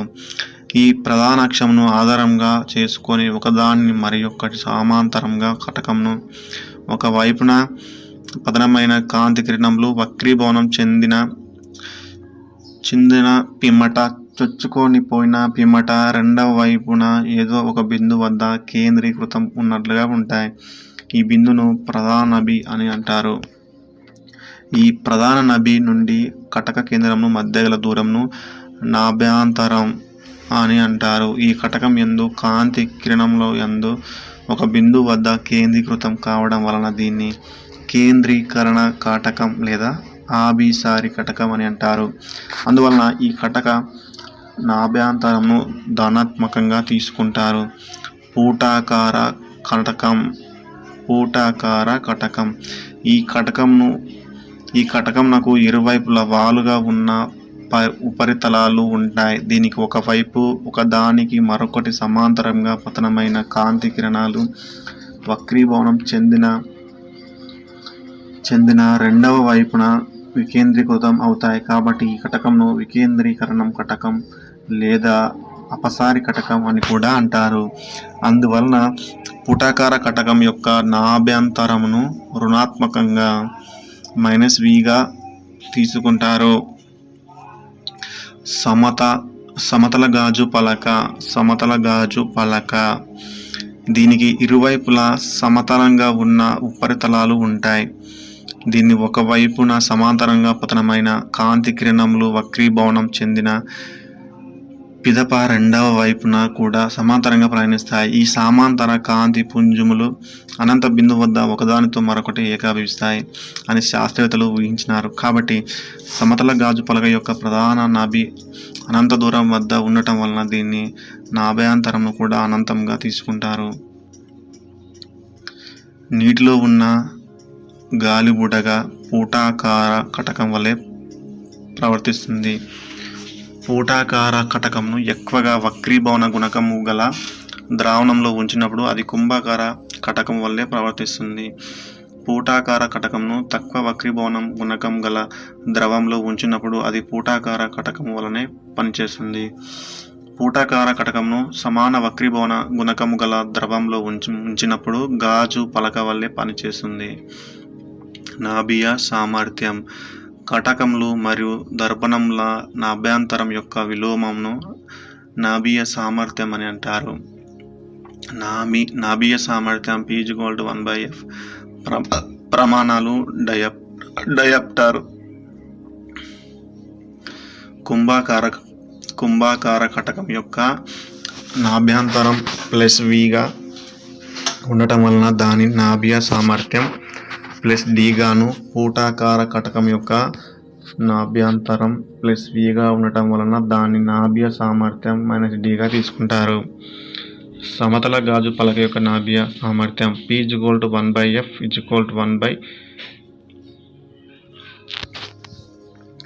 దర్పణాలు. సమతల దర్పణం. సమతల గాజు పలకకు రెండు వైపున సిల్వర్ బ్రోమైడ్ అను రసాయన పదార్థంతో పూతను పూసినప్పుడు అది సమతల దర్పణం వలె మారుతుంది. ఈ దర్పణానికి ఎదురుగా కొంత దూరంలో ఒక వస్తువును ఉంచినప్పుడు దర్పణం లోపల ప్రతిబింబం ఏర్పడుతుంది. ప్రతిబింబం లక్షణములు ఏ విధంగా ఉంటాయి? దర్పణం నుండి వస్తువు ప్రతిబింబంలో సమానమైన దూరంలో ఉన్నట్లు కనిపిస్తాయి. వస్తువు ఎత్తు మరియు ప్రతిబింబం యొక్క ఎత్తు అనున్నవి పరస్పరం సమానంగా ఉన్నట్లు కనిపిస్తాయి. వస్తువుతో పోల్చినప్పుడు ప్రతిబింబం కూడా ఎడమలు తారుమారుగా ఉన్నట్లు కనిపిస్తాయి. ఒక వ్యక్తి తన పూర్తి ప్రతిబింబం చూసుకొనవలన ఉపయోగించవలసిన సమతల దర్పణం ఎత్తు అనున్నది ఆ వ్యక్తి ఎత్తు యందు కనీసం సగం ఉండాలి. (h/2). ఒక వ్యక్తి నిశ్చల స్థితిలో ఉన్న దర్పణం వైపు కదుల్చు తన ప్రతిబింబంను చూసుకొనినప్పుడు ఆ వ్యక్తి వేగంను రెండింతల వేగంతో ప్రతిబింబం ఎదురుగా సమీపిస్తున్నట్లు అనిపిస్తుంది. గరుకు ఉపరితలం గల ఒక సమతల దర్పణమును ఎదురుగా ఉన్న ఒక వస్తువును ఉంచినప్పుడు రెండు ప్రతిబింబములు ఏర్పడతాయి. మొదటి ప్రతిబింబం గరుకు ఉపరితలం వలన లోపల ఉన్న సమతలం వలన రెండవ ప్రతిబింబం ఏర్పడుతుంది. అయితే వీటిలో గరుకు ఉపరితలం వలన ఏర్పడిన మొదటి ప్రతిబింబం యొక్క స్పష్టత కంటే సమతలము వలన ఏర్పడిన రెండవ ప్రతిబింబం యొక్క స్పష్టత మరియు తీవ్రతలు ఎక్కువగా ఉంటాయి. ఏటవాలు దర్పణాలు రెండు సమతల దర్పణాలను ఒకదానితో మరియొక్క దానితో టీటా కోణంతో అమర్చినప్పుడు ఏర్పడిన వాటిని ఏటవాలు దర్పణములు అంటారు. ఈ దర్పణముల మధ్య ఏదైనా ఒక వస్తువును అమర్చినప్పుడు ఏర్పడు ప్రతిబింబముల సంఖ్య గల సమీకరణం n = (360°/θ-1). పై సమీకరణం యందు 360°/θ అనున్నది సరి సంఖ్య అయినట్లయితే -1ను పరిగణలోకి తీసుకోవాలి. 360°/θ అనున్నది బేసి సంఖ్య అయినట్లయితే -1 పరిగణలోకి తీసుకోవాల్సిన అవసరం లేదు. ఏటవాలు దర్పణాలను 60° కోణంతో అమర్చినప్పుడు ఏర్పడు ప్రతిబింబముల సంఖ్య n = 360°/60° -1 = 5. ఈ సందర్భము యందు ఏర్పడు ప్రతిబింబముల సంఖ్య 6 అయినప్పటికీ అవి ప్రతిబింబముల వలె కనిపిస్తాయి. గోడ యొక్క మూల వద్ద రెండు సమతల దర్పణాలను అమర్చినప్పుడు వాటి మధ్య కోణం 90° కాబట్టి ఈ సందర్భంలో ఏర్పడిన ప్రతిబింబముల సంఖ్య n = 360°/90° -1 = 3. కనిపించు ప్రతిబింబముల సంఖ్య ఏటవాలు దర్పణాలను 72° కోణంతో అమర్చినప్పుడు ఏర్పడు ప్రతిబింబముల సంఖ్య n = 360°/72° 5. రెండు సమతల దర్పణములను ఒకదానికి మరియొక దానికి సమాంతరంగా అమర్చినప్పుడు వాటి మధ్య గల కోణం 0°. ఈ సందర్భంలో ఏర్పడు ప్రతిబింబముల సంఖ్య n = 360°/0 θ ఇన్ఫినిటీ. ఈ సందర్భం యందు మొదటి దర్పణం మరియు రెండో దర్పణం యందు ఏర్పడిన మొదటి ప్రతిబింబముల స్పష్టత మరియు తీవ్రత ఎక్కువగా ఉంటాయి. ప్రతిబింబాల సంఖ్య పెరుగుతున్న కొలది వాటి తీవ్రత క్రమక్రమంగా తగ్గుతుంది. అందువలన కొన్ని ప్రతిబింబాలను లెక్కించిన పిదప మిగిలిన ప్రతిబింబాలు మన కంటికి కనిపించవు. పుటాకార దర్పణం ఎదురుగా ఉన్న ఒక చిన్న వస్తువును ఉంచినప్పుడు దాని ప్రతిబింబం పెద్దగా మరియు తలకిందులుగా ఏర్పడుతుంది. అనువర్తనాలు చెవి, ముక్కు, గొంతును పరిశీలించుటకు డాక్టర్లు ఈ దర్పణంను ఉపయోగిస్తారు. అందువలన ఈ దర్పణంను డాక్టర్స్ మిర్రర్ అని కూడా అంటారు. దూరంగా ఉన్న వస్తువులను దగ్గరగా మరియు స్పష్టంగా చూడడానికి ఉపయోగించు దూరదర్శనుల నిర్మాణం యందు ఉపయోగిస్తారు. సౌరశక్తి ఒక బిందువు వద్ద కేంద్రీకరించుట కొరకు సౌర ఘటాల యందు ఈ దర్పణం ఉపయోగిస్తారు. అందువల్ల ఈ దర్పణమును బర్నింగ్ మిర్రర్ అని కూడా అంటారు. దీనిని సేవింగ్ దర్పణం కూడా ఉపయోగిస్తారు. టార్చ్ లైట్స్ మరియు వాహనములు హెడ్ లైట్స్ల యందు పుటాకార దర్పణను అమర్చుతారు. ఈ దర్పణం యొక్క ప్రధాన నాభి వద్ద విద్యుత్ బల్బును బిగిస్తారు. కుంభాకార దర్పణం. ఈ దర్పణం యందు పెద్ద వస్తువుల యొక్క ప్రతిబింబం అనునది చిన్నగా నిటారుగా ఏర్పడుతుంది. కాబట్టి వాహనముల యందు డ్రైవర్ల ప్రక్క అద్దములు వీటిని ఉపయోగిస్తారు. అగ్రకోట యందు ఏర్పాటు చేయబడిన కుంభాకార దర్పణం యందు తాజ్మహల్ యొక్క పూర్తి ప్రతిబింబం కనిపిస్తుంది. సూక్ష్మదర్శిని. కంటికి దగ్గరగా ఉన్న చిన్న వస్తువులను స్పష్టంగా చూడడానికి సూక్ష్మదర్శినులను ఉపయోగిస్తారు. వీటిని 2 రకాలుగా వర్గీకరించవచ్చు. సరళ సూక్ష్మదర్శిని. ఈ సూక్ష్మదర్శిని తక్కువ నాభ్యంతరం గల ఒకే ఒక సరళ సూక్ష్మదర్శిని కుంభాకార కటకంను ఉపయోగించి నిర్మిస్తారు. ఈ కటకంను ఒక వైపున చిన్న వస్తువును ఉంచి పరిశీలించిన దాని ప్రతిబింబం పెద్దగా మరియు నిటారుగా కనిపిస్తుంది. దీని యొక్క ఆవర్తన సామర్థ్యం గల సమీకరణం m=1+d/f. d స్పష్ట దృష్టి కనిష్ట దూరం, f కుంభాకార కటక నాభ్యంతరం. ఉపయోగాలు: చిన్న అక్షరాలను స్పష్టంగా చదువుట కొరకు, గడియారం యందు గల చిన్న భాగాలను స్పష్టంగా చూసుట కొరకు, వేలిముద్రలు హస్తరేఖలను స్పష్టంగా పరిశీలించుట కొరకు ఈ సూక్ష్మదర్శిని ఉపయోగిస్తారు. మట్టి రేణువులను పరిశీలించుట కొరకు, చర్మ వ్యాధులను పరిశీలించుట డెర్మటాలజిస్టులు ఈ సాధనాలను వాడుతారు. నగలు మరియు ఆభరణంలోని సూక్ష్మమైన భాగములను పరిశీలించుటకు నగల వ్యాపారస్తులు ఈ సూక్ష్మదర్శిని ఉపయోగిస్తారు. సంయుక్త సూక్ష్మదర్శిని. గేలీలియో దీన్ని పెట్టిన పేరు లిటిల్ ఐ. దీని యందు తక్కువ నాభ్యంతరములు గల 2 కుంభాకార కటకములను ఉపయోగిస్తారు. వాటిలో కంటికి దగ్గరగా ఉన్న కటకంను అక్షి కటకం Fe అనియు, మరియు వస్తువుకు దగ్గరకు ఉన్న కటకంను వస్తు కటకం Fo అని అంటారు. ఈ 2 కటకముల మధ్య గల దూరంను సంయుక్త సూక్ష్మదర్శిని పొడవు అని అంటారు. ఈ సంయుక్త సూక్ష్మదర్శిని యందు చిన్న వస్తువుల యొక్క ప్రతిబింబం 2 సార్లు ఆవర్తనం చెందడం వలన చాలా పెద్దగా మరియు తలకిందులుగా ఏర్పడినట్లు కనిపిస్తుంది. సంయుక్త సూక్ష్మదర్శిని ఆవర్తన సామర్థ్యం L సంయుక్త సూక్ష్మదర్శిని పొడవు d స్పష్ట దృష్టి కనిష్ట దూరం, f0 వస్తు కటక నాభ్యంతరం, fe అక్షి కటక నాభ్యంతరం. సరళ సూక్ష్మదర్శిని పోల్చినప్పుడు సంయుక్త సూక్ష్మదర్శిని ఆవర్తన సామర్థ్యం అనేది 1000-2000 రెట్లు ఎక్కువగా ఉంటుంది. కాబట్టి చాలా సూక్ష్మమైన కణాలను పరిశీలించడానికి దీన్ని ఉపయోగిస్తారు. ఉపయోగాలు: బ్యాక్టీరియా, ఫంగస్, రక్త కణాలు, వృక్ష కణాలు, జంతు కణాలు, జీవ కణాలు, పుప్పొడి రేణువులు మొదలైన వారిని స్పష్టంగా చూసుటకు ఈ సూక్ష్మదర్శిని ఉపయోగిస్తారు. ఎలక్ట్రానిక్స్ అనే సూత్రం ఆధారంగా పనిచేయు ఎలక్ట్రానిక్ మైక్రోస్కోప్ యొక్క ఆవర్తన సామర్థ్యం అనున్నది సంయుక్త సూక్ష్మదర్శినితో పోల్చిన 265 రెట్లు ఎక్కువగా. కాబట్టి వైరస్ను పరిశీలించుట కొరకు దీనిని ఉపయోగిస్తారు. దీని యందు ఎటువంటి కటకములు ఉండవు. ఈ ఎలక్ట్రాన్ మైక్రోస్కోప్ను ఎర్నెస్ట్ రస్కా మరియు మాక్స్ నోల్ అనే శాస్త్రవేత్తలు కనుగొన్నారు. 2011 సెప్టెంబర్లో బ్రిటన్కు చెందిన శాస్త్రవేత్తలు ఆప్టికల్ మైక్రోస్కోప్ అనుదాన్ని రూపొందించారు. దీని ఆవర్తన సామర్థ్యం ఎలక్ట్రానిక్ మైక్రోస్కోప్ పోల్చినప్పుడు 50 రెట్లు ఎక్కువ.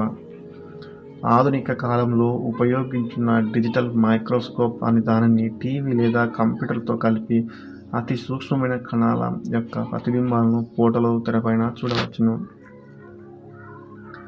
దూరదర్శిని. కంటికి దూరంగా ఉన్న వస్తువులను దగ్గరగా మరియు స్పష్టంగా చూడడానికి దూరదర్శిని ఉపయోగిస్తారు. దూరదర్శిని 16వ శతాబ్దంలో గేలీలియో కనుగొన్నాడు. గేలీలియో 16వ శతాబ్దంలో కనుగొన్నాడు. దీన్ని మొదటిసారిగా నిర్మించిన శాస్త్రవేత్త టాన్స్ లిపార్సీ. గేలీలియో దీన్ని ఉపయోగించి మొట్టమొదటిసారిగా సౌరకుటుంబంలో గురుగ్రహంను మరియు ఉపగ్రహాలను పరిశీలించాడు. గేలీలియోను ఆధునిక శాస్త్రాల పితామహుడు అని అంటారు.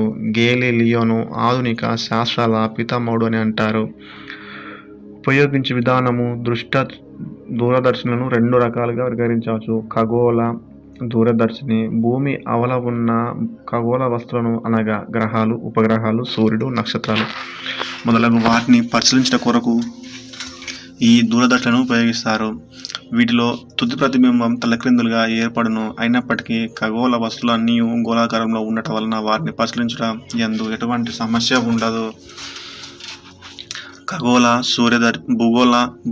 సూర్యదర్శిని భూమిపైన లేదా సముద్రాలపైన దూరంగా ఉన్న వస్తువులను దగ్గరగా మరియు స్పష్టంగా చూడడానికి వీటిని ఉపయోగిస్తారు. వీటి యందు తుది ప్రతిబింబం నిటారుగా ఏర్పడుతుంది. నిర్మాణం దృష్ట్యా దూరదర్శినులను తిరిగి 2 రకాలుగా వర్గీకరించవచ్చును.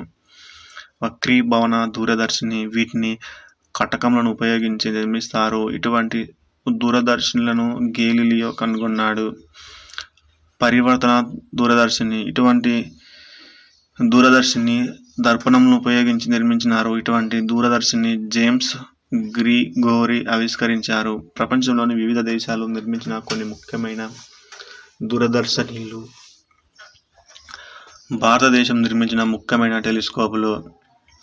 భారత శాస్త్రవేత్తలు ఇటీవల నేషనల్ లార్జ్ సోలార్ టెలిస్కోప్ అన్నది జమ్మూ కాశ్మీర్ నందు గల లడఖ్ ప్రాంతంలో ఉన్న మిరాక్ గ్రామం వద్ద ఏర్పాటు చేస్తున్నారు.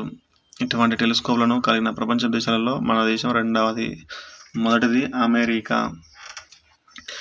Major atmospheric Cherenkov experiment టెలిస్కోప్ను జమ్మూ కాశ్మీర్లోని లడఖ్ యందు గల హేన్లే అను ప్రదేశం వద్ద భారత శాస్త్రవేత్తలు నిర్మించున్నారు. దీని యందు గామా కిరణములను ఉపయోగిస్తారు. గ్రోత్ ఇండియా టెలిస్కోప్ లడఖ్లోని హేన్లే అను ప్రదేశం వద్ద ఏర్పాటు చేశారు. దీని పూర్తి పేరు global relay of observatories watching transient యూసేవ్.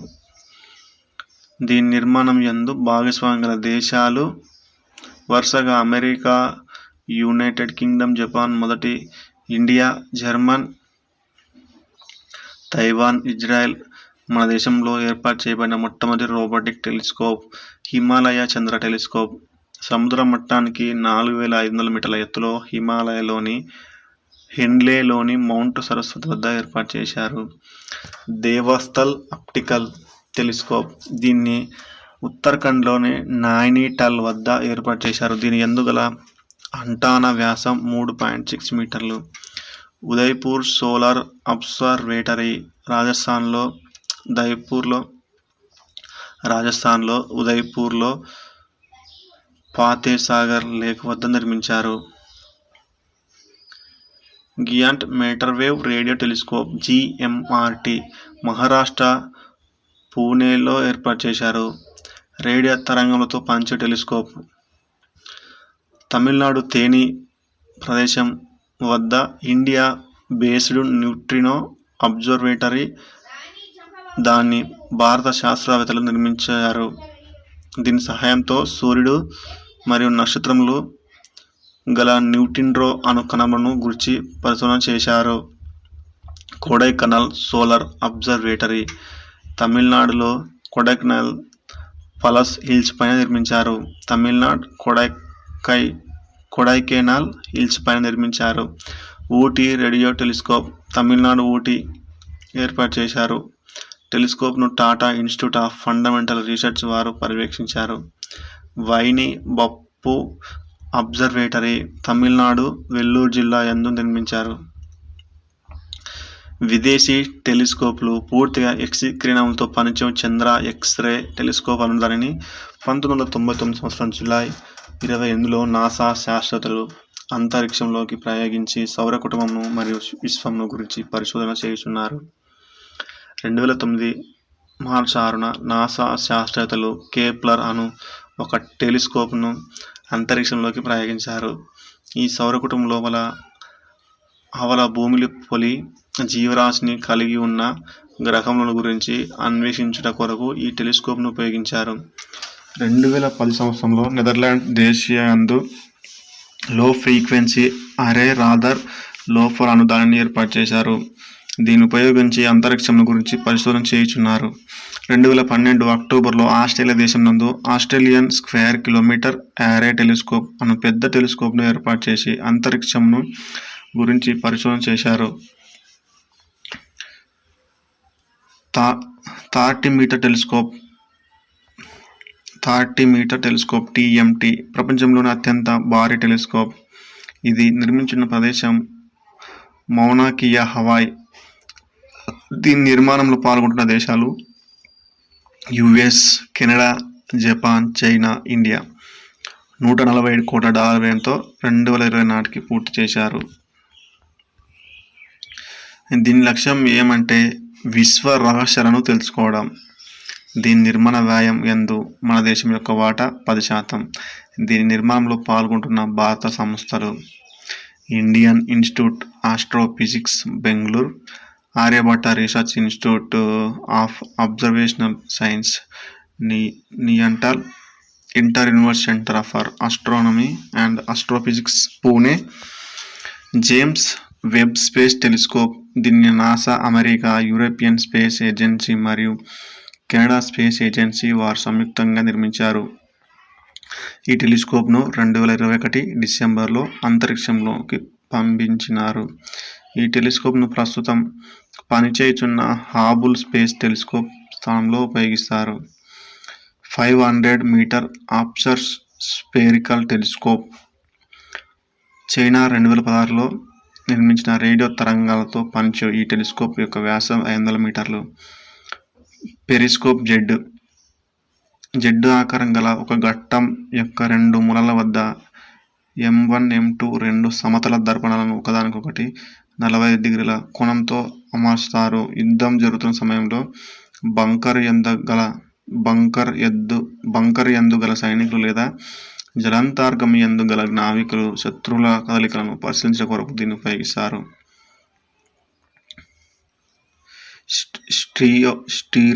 స్టీరియోస్కోప్ 3D పద్ధతి యందు తీసిన ఫోటోలను స్పష్టంగా చూడడానికి దీన్ని ఉపయోగిస్తారు.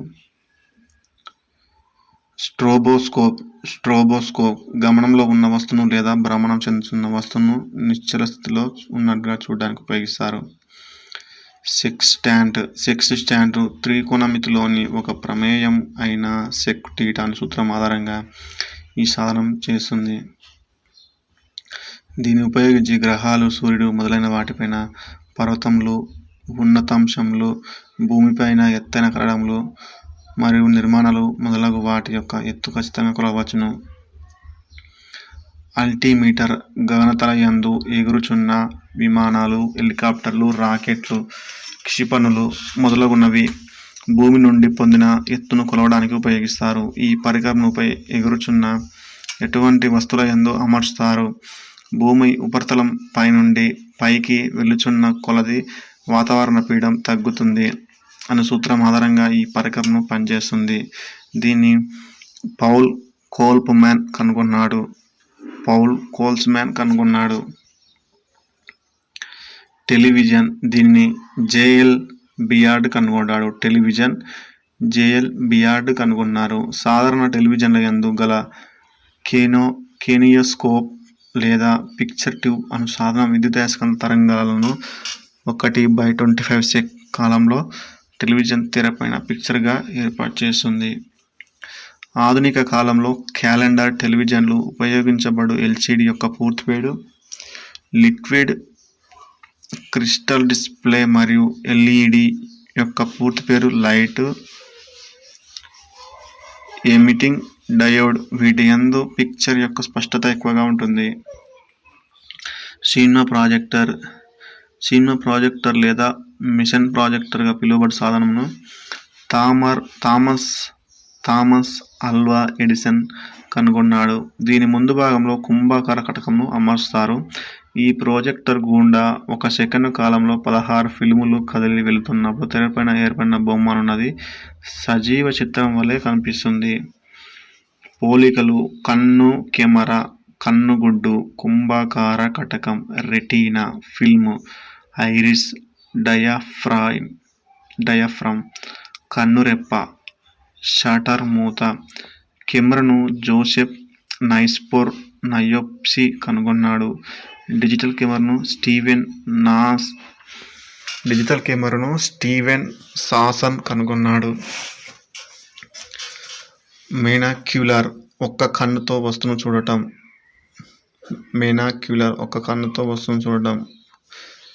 ఉదాహరణకి కాకి, ఉసరవెల్లి.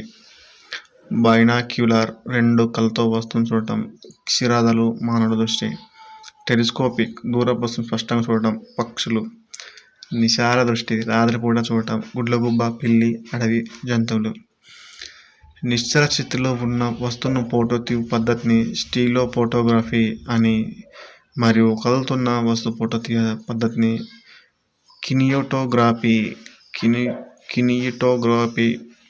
అని అంటారు. దీన్ని థామస్ అల్వా ఎడిసన్ కనుగొన్నాడు. దృష్టి లోపములు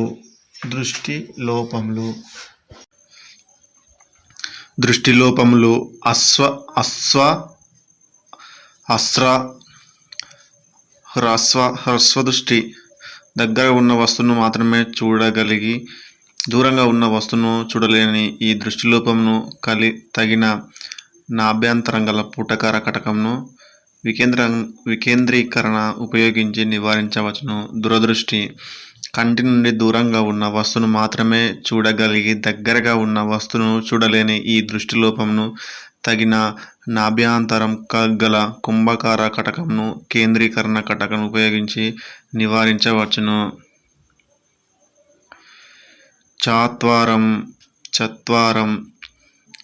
చాత్వారం వయసు పెరుగుచున్న కొలది కొంతమంది వ్యక్తుల యందు తన నేత్రను గుణ్యతను కోల్పోవడం వలన దగ్గరగా లేదా దూరంగా ఉన్న వస్తువును చూచుట వీలు కాదు. కాబట్టి ఇటువంటి దృష్టిలోపంను చాత్వారం అని అంటారు. ఈ లోపంను సవరించుట కొరకు ద్వినాభి కటకం ఉపయోగించాలి. అసమదృష్టి కంటి యందు గల కార్నియా అనుభాగం దెబ్బతినడం వలన ఆ దృష్టి లోపం ఏర్పడుతుంది. ఈ లోపం కలిగిన వ్యక్తులు ఏ వస్తువును పరిశీలించనను అది నిలువు గీతలుగా లేదా అడ్డుగీతలుగా కనిపిస్తుంది. ఇటువంటి దృష్టి లోపంను నివారించుట కొరకు స్తూపాకారంలో ఉన్న కటకంను ఉపయోగించాలి. రేచీకటి పగలు సమయంలో సూర్యకిరణముల సమక్షం యందు దృష్టి జ్ఞానములు కలిగి ఉండి రాత్రి సమయంలో వస్తువులను చూడలేని ఈ దృష్టి లోపమును విటమిన్ ఏతో సవరించవచ్చును. కాబట్టి విటమిన్ ఏ ఎక్కువగా కలిగిన ఆహార పదార్థాలు క్యారెట్ తీసుకోవాలి. గుడ్లగూబ కంటిలో మానవుని కన్నా ఎక్కువ దండాలు ఉండటం వల్ల అది చీకటిలో కూడా స్పష్టంగా చూడగలదు. వర్ణంధాత్వం కంటి యందు గల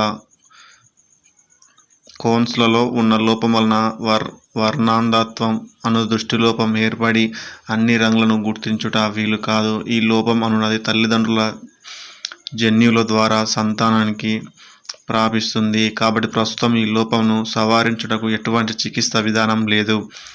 మొట్టమొదటిసారిగా కాంపాక్ట్ లెన్స్లను జర్మనీ దేశానికి చెందిన కంటి డాక్టర్ అడాల్ఫ్ గ్యాస్టర్న్ యూజెన్ ఫిక్ అను శాస్త్రవేత్త సిలికాన్ హైడ్రోజెల్ను ఉపయోగించి తయారు చేశాడు. అదృశ్య వికిరణాలు పరరూర కిరణాలను హెర్షెల్ కనుగొన్నాడు. పారరూర కిరణాలు హెర్షెల్ కనుగొన్నాడు. ఈ కిరణాల యొక్క తరంగ ధైర్ఘ్య అవధి అనున్నది 7500 A సుమారు 4,00,000 A వరకు ఉంటుంది.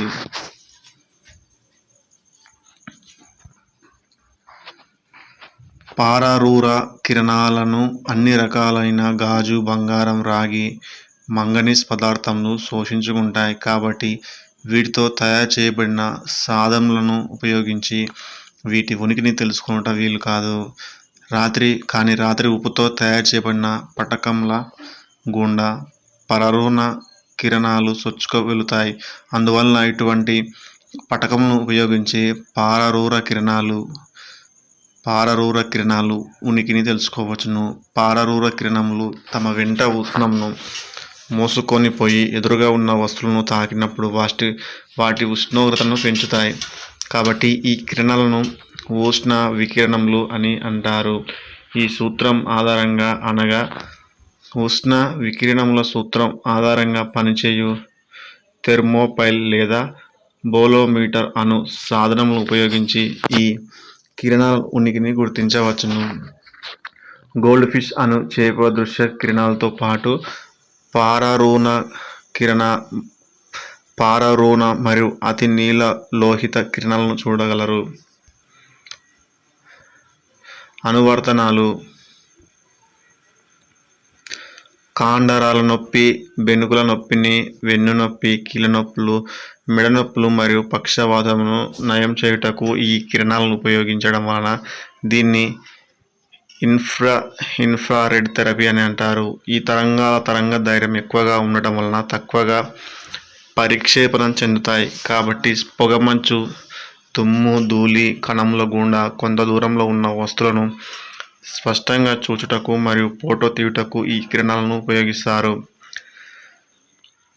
రాత్రి సమయందు వస్తువులను చూడటానికి కెమెరాలు మరియు బైనాక్యులర్ల యందు వీటిని ఉపయోగిస్తారు. ఈ పద్ధతిని నైట్ విజన్ అని, ఈ పరికరాలను థర్మల్ ఇమేజర్స్ అని అంటారు. భూమి చుట్టూ పరిభ్రమించుచున్న కృత్రిమ ఉపగ్రహాలను నియంత్రించుట కొరకు, గోడలపై ఉన్న పాత చిత్రలేఖలను తొలగించుట కొరకు, రహస్య సంకేతాలను ప్రసారం చేయుట కొరకు, టీవీ, రేడియో కార్యక్రమముల ప్రసారం యందు ఉపయోగించవచ్చును. కానీ ఈ కిరణాలు ఉష్ణంను మోసుకొని రావడం వలన సమాచార ప్రసారం కొరకు ఉపయోగించడం వీలు కావడం లేదు.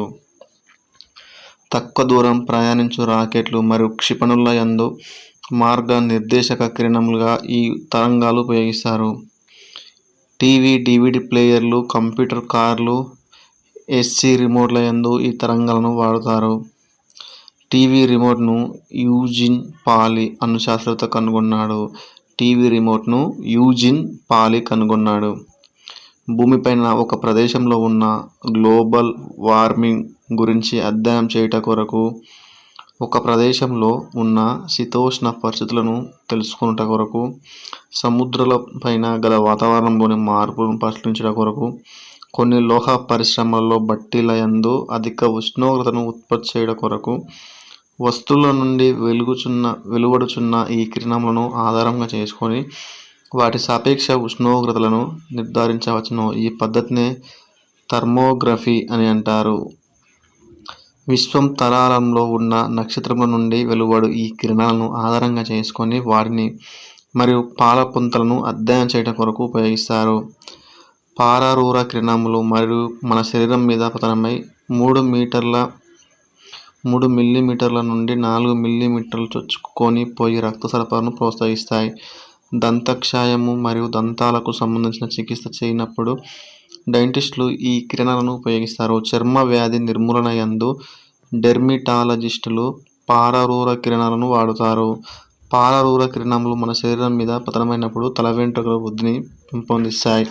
అదేవిధంగా శరీరంపై ఏర్పడిన గాయాలు మానటానికి ఈ తరంగాలు ఉపయోగపడతాయి. ఖగోళ దూరదర్శినుల యందు ఈ తరంగములను ఉపయోగించి విశ్వ ఆవిర్భావము, నక్షత్రాలు, గెలాక్సీలు మరియు గ్రహాలు మొదలైనవి ఏర్పడడానికి గల మూల కారణాలు తెలుసుకొనవచ్చు. అతినీల లోహిత కిరణాలు. వీటిని రిట్టర్ అను శాస్త్రవేత్త కనుగొన్నాడు. దీనిని నీలలోహిత కిరణాలు రిట్టర్ అను శాస్త్రవేత్త కనుగొన్నాడు. తరంగ ధైర్య అవధి 4000 A నుండి 100 A కాబట్టి క్వాంటం సిద్ధాంతం ప్రకారం ఈ తరంగాలు చాలా శక్తివంతమైనవి. వీటిని అన్ని రకములైన గాజు పదార్థములు శోషణం చేసుకుంటాయి. కానీ క్వార్జు గాజుతో తయారు చేసిన పటకములు లేదా కటకముల గుండా ఇవి చొచ్చుకొని వెళతాయి. కాబట్టి ఇటువంటి గాజు పదార్థంతో తయారు చేసిన కటకములను లేదా పటకములను ఉపయోగించి అతి నీల లోహిత కిరణాల ఉనికిని తెలుసుకోవచ్చు. తేనెటీగలు అతి నీల లోహిత కిరణాలను చూడగలుగుతాయి. బ్లాక్ లైట్ ల్యాంపులు, కార్బన్ జేనాన్ చాపం దీపములు మరియు మెర్కురీ ఆవిరి దీపముల నుండి అతి నీల లోహిత కిరణాలు వెలువడతాయి. అనువర్తనాలు: పాలలో మరియు నీటిలో ఉన్న హానికరమైన బ్యాక్టీరియాను నశింపచేయుట కొరకు, ఆహార పదార్థమును మన్నికగా ఎక్కువ కాలం పాటు భద్రపరచడానికి, ఆహార పదార్థం నిల్వ చేయుటకు, వాటి యందు సోడియం జెంజోయిట్ అను రసాయన పదార్థమును కలుపుతారు. మురిగిన కోడిగుడ్లను, మంచి కోడిగుడ్లను వేరువేరుగా గుర్తించడానికి, సహజమైన దంతాలను మరియు కృత్రిమ దంతాలను గుర్తించడానికి, వేలిముద్రలను విశ్లేషించుట కొరకు ఫోరెన్సిక్ ల్యాబ్ వారు ఈ తరంగాలు వాడతారు. తక్కువ శక్తి కలిగిన యువి కిరణాలు మన శరీరం పైన పతనమైనప్పుడు 1 మిల్లీమీటర్ లోతుకు చొచ్చుకొని పోయి విటమిన్ డి ఉత్పత్తిని ప్రేరేపిస్తాయి. కాబట్టి రికెట్స్ అను వ్యాధి రాకుండా కాపాడుకునవచ్చు. టీవీ, రేడియో కార్యక్రమాల ప్రసారం యందు వీటిని ఉపయోగించవచ్చును. ఇవి మానవుడి కంటికి మరియు ఆరోగ్యమునకు ప్రమాదమును కలిగించే స్వభావం కలిగి ఉండటం వలన ఈ సమాచార ప్రసారం యందు ఉపయోగించడం లేదు. కరెన్సీ నోటులు మరియు డాక్యుమెంట్లు అసలువో లేదో నకిలీవో తెలుసుకొనుట కొరకు, ప్రాథమిక దశలో ఉన్న క్యాన్సర్ గడ్డలను కరిగించుట కొరకు, వైద్య రంగంలో స్టెరిలైజేషన్ అనగా హానికరమైన బ్యాక్టీరియాను నశింపచేయుటకు, వైద్య రంగంలో సోరియాసిస్ అను చర్మవ్యాధి చికిత్స యందు ఈ కిరణాలను ఉపయోగిస్తారు. అతి నీలలోహిత కిరణంలోనున్నవి కొన్ని పదార్థముల మీద పతనమైనప్పుడు ఆ పదార్థం యందు రసాయనిక మార్పులు ఏర్పడతాయి. ఈ మార్పులను ఆధారంగా చేసుకొని పదార్థం యొక్క అణువులను, వాటి నిర్మాణమును మరియు స్వభావమును తెలుసుకొనవచ్చును. కాబట్టి అతి నీలలోహిత కిరణములను రసాయన కిరణములు అని అంటారు. నాసా మరియు యూరోపియన్ స్పేస్ ఏజెన్సీ వారు సంయుక్తంగా ద సోలార్ హెలియోస్ఫెరిక్ అబ్జర్వేటరీ అను అంతరిక్ష నౌకను తయారు చేసి దాన్ని 1990 సంవత్సరంలో అంతరిక్షంలోకి ప్రయోగించి సూర్యుడి నుండి వెలువడుచున్న అతి నీలలోహిత కిరణాల గురించి అధ్యయనం చేశారు. నష్టాలు: సూర్యుడి నుండి వచ్చుచున్న ఈ అతి నీలలోహిత కిరణాలు మానవుడి శరీరం పైన పతనమైనప్పుడు 1 మిల్లీమీటర్ కంటే ఎక్కువ లోతును చొచ్చుకొని పోయి జీవ కణాలను ప్రభావితం చేయడం వలన చర్మ క్యాన్సర్ వస్తుంది. కాబట్టి ఈ హానికరమైన కిరణాలను భూమిపైకి రానియకుండా వాతావరణం యందు గల ఓజోన్ అణు పొర శోషించుకుచున్నది. కానీ క్లోరోఫ్లోరో కార్బన్ల ఫ్రియాన్ వాయువుల వలన ఓజోన్ పొర యందు రంధ్రములు ఏర్పడి వాటి గుండా అతి నీలలోహిత కిరణములు భూమిని చేరుతున్నాయి. కాబట్టి ఓజోన్ పొర యందు ఏర్పడిన రంధ్రాల వైశాల్యమును తగ్గించుట కొరకు ప్రపంచ దేశాలని కలిపి జపాన్లోని క్యోటో నగర యందు ఒక సమావేశం 1997 డిసెంబర్లో ఏర్పాటు చేసుకొని ఈ క్యోటో ఒప్పందము కూర్చుకున్నవి. ఈ ఒప్పందం 2005 ఫిబ్రవరి 16 నుండి అమల్లోకి వచ్చినది. రేడియో తరంగాలు. తరంగ ధైర్యం అవధి 1 మీటర్ నుండి 100 కిలోమీటర్లు. ఈ తరంగాలు కాంతి వేగానికి సమానమైన వేగంతో ప్రయాణిస్తాయి. ఉపయోగాలు: టీవీ, రేడియో కార్యక్రమాల ప్రసారం యందు, రాడార్ పనిచేయుట యందు, వాతావరణ విశేషాలను తెలుసుకొని తెలియజెప్పడానికి, రేడియో అల్టిమీటర్ యందు, టెలిస్కోపులు పనిచేయుట యందు వీటిని వాడతారు. విమానాశ్రయంలో ఎయిర్ ట్రాఫిక్ కంట్రోల్ పనిచేయుట యందు వీటిని ఉపయోగిస్తారు. మైక్రో తరంగాలు. ఈ తరంగముల గురించి మొట్టమొదటిసారిగా జేమ్స్ క్లార్క్ మ్యాక్స్వెల్ అనే శాస్త్రవేత్త వివరించాడు. అయితే ఈ తరంగముల ఉనికిని ప్రయోగాత్మకంగా నిరూపించిన శాస్త్రవేత్త హెర్ట్జ్. వీటి తరంగ ధైర్యం అవధి 1 మిల్లీమీటర్ నుండి 1 మిల్లీమీటర్ల వరకు 1 మీటర్ పరిధిలో ఉంటుంది. ఈ తరంగాలు కూడా కాంతి వేగంతో ప్రయాణిస్తాయి. ఉపయోగాలు: నిస్తంత్రి విధానం యందు ఈ మైక్రో తరంగాలను ఉపయోగిస్తారు. ఉదాహరణ: bluetooth, LAN local area network, WAN wide area network, WiMAX world wide interoperability for microwave access, pagers మరియు బర్గ్లర్స్ అలారం దొంగల అలారం. వీటిని సమాచార సాంకేతిక రంగంలో అనగా మొబైల్ ఫోను మరియు ఇంటర్నెట్ ప్రసారాల యందు ఉపయోగిస్తారు. ఆప్టికల్ ఫైబర్ ద్వారా సమాచార ప్రసారం కొరకు ఈ తరంగాలను వాడవచ్చును. నావిగేషన్ విధానం యందు మైక్రో తరంగాలను ఉపయోగిస్తారు. నావిగేషన్ అనగా భూమిపైన, సముద్రం పైన లేదా ఆకాశంలో కదులుచున్న వస్తువు యొక్క ఉనికిని, దిశను మరియు వేగమును తెలుసుకొనుట పద్ధతి అని అర్థం. ఉదాహరణకి GPS. రిమోట్ సెన్సింగ్ విధానం యందు మైక్రో తరంగాలను ఉపయోగిస్తారు. ఈ వస్తువు లేదా ఒక ప్రాంతంను భౌతికంగా ప్రాంతంను భౌతికంగా సృష్టించకుండా వాటికి సంబంధించిన సమగ్ర సమాచారంను సేకరించుట రిమోట్ సెన్సింగ్ విధానం అంటారు. మన దేశంలో ఐఆర్ఎస్ ఉపగ్రహాలు ఇటువంటి రిమోట్ సెన్సింగ్ సేవలను అందించుచున్నాయి. మైక్రో ఓవెన్ యందు ఆహార పదార్థమును వేడి చేయుట కొరకు మైక్రో తరంగాలు ఉపయోగిస్తారు. ఈ అనునాదం అను సూత్రం ఆధారంగా పనిచేస్తుంది. ఈ మైక్రో తరంగాలు ఆహార పదార్థంలో చొచ్చుకొని పోయి వాటి అణువుల కంపన పరిమితిని పెంచుతాయి. అందువలన అణువుల కంపన శక్తి అనునది ఉష్ణ శక్తికి. ఈ మైక్రో తరంగాలు ఆహార పదార్థంలోనికి చొచ్చుకొని పోయి వాటి అణువుల కంపన పరిమితిని పెంచుతాయి.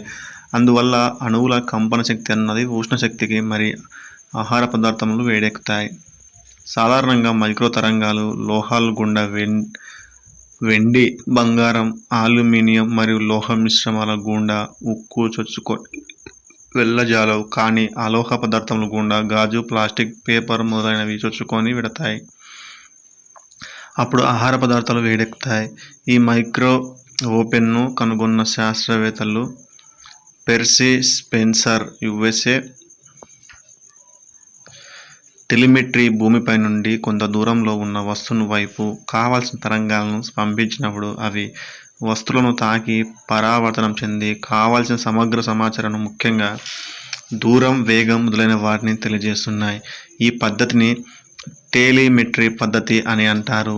ఈ పద్ధతిలో అనేక రకాలైన సెన్సార్లు, ట్రాన్స్మిటర్లు మరియు రిసీవర్లు ఉంటాయి. ఈ పద్ధతిని అనేక రంగాలలో ఉపయోగించుచున్నారు. ఈ పద్ధతిని భూమిపైన, సముద్రాలపైన మరియు అంతరిక్షంలో ఉపయోగించవచ్చును.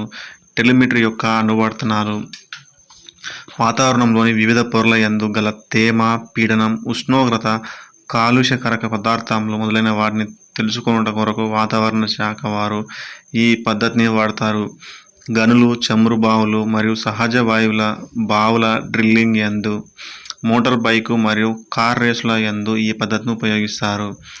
జలాశయంలోని నీటి నిల్వను మరియు నిర్వహణకు తెలుసుకొనుట కొరకు ప్రస్తుతం తెలంగాణ, ఆంధ్రప్రదేశ్ రాష్ట్రాల్లో ఇస్రో సహాయంతో ఈ పద్ధతిని అవలంబిస్తున్నాయి.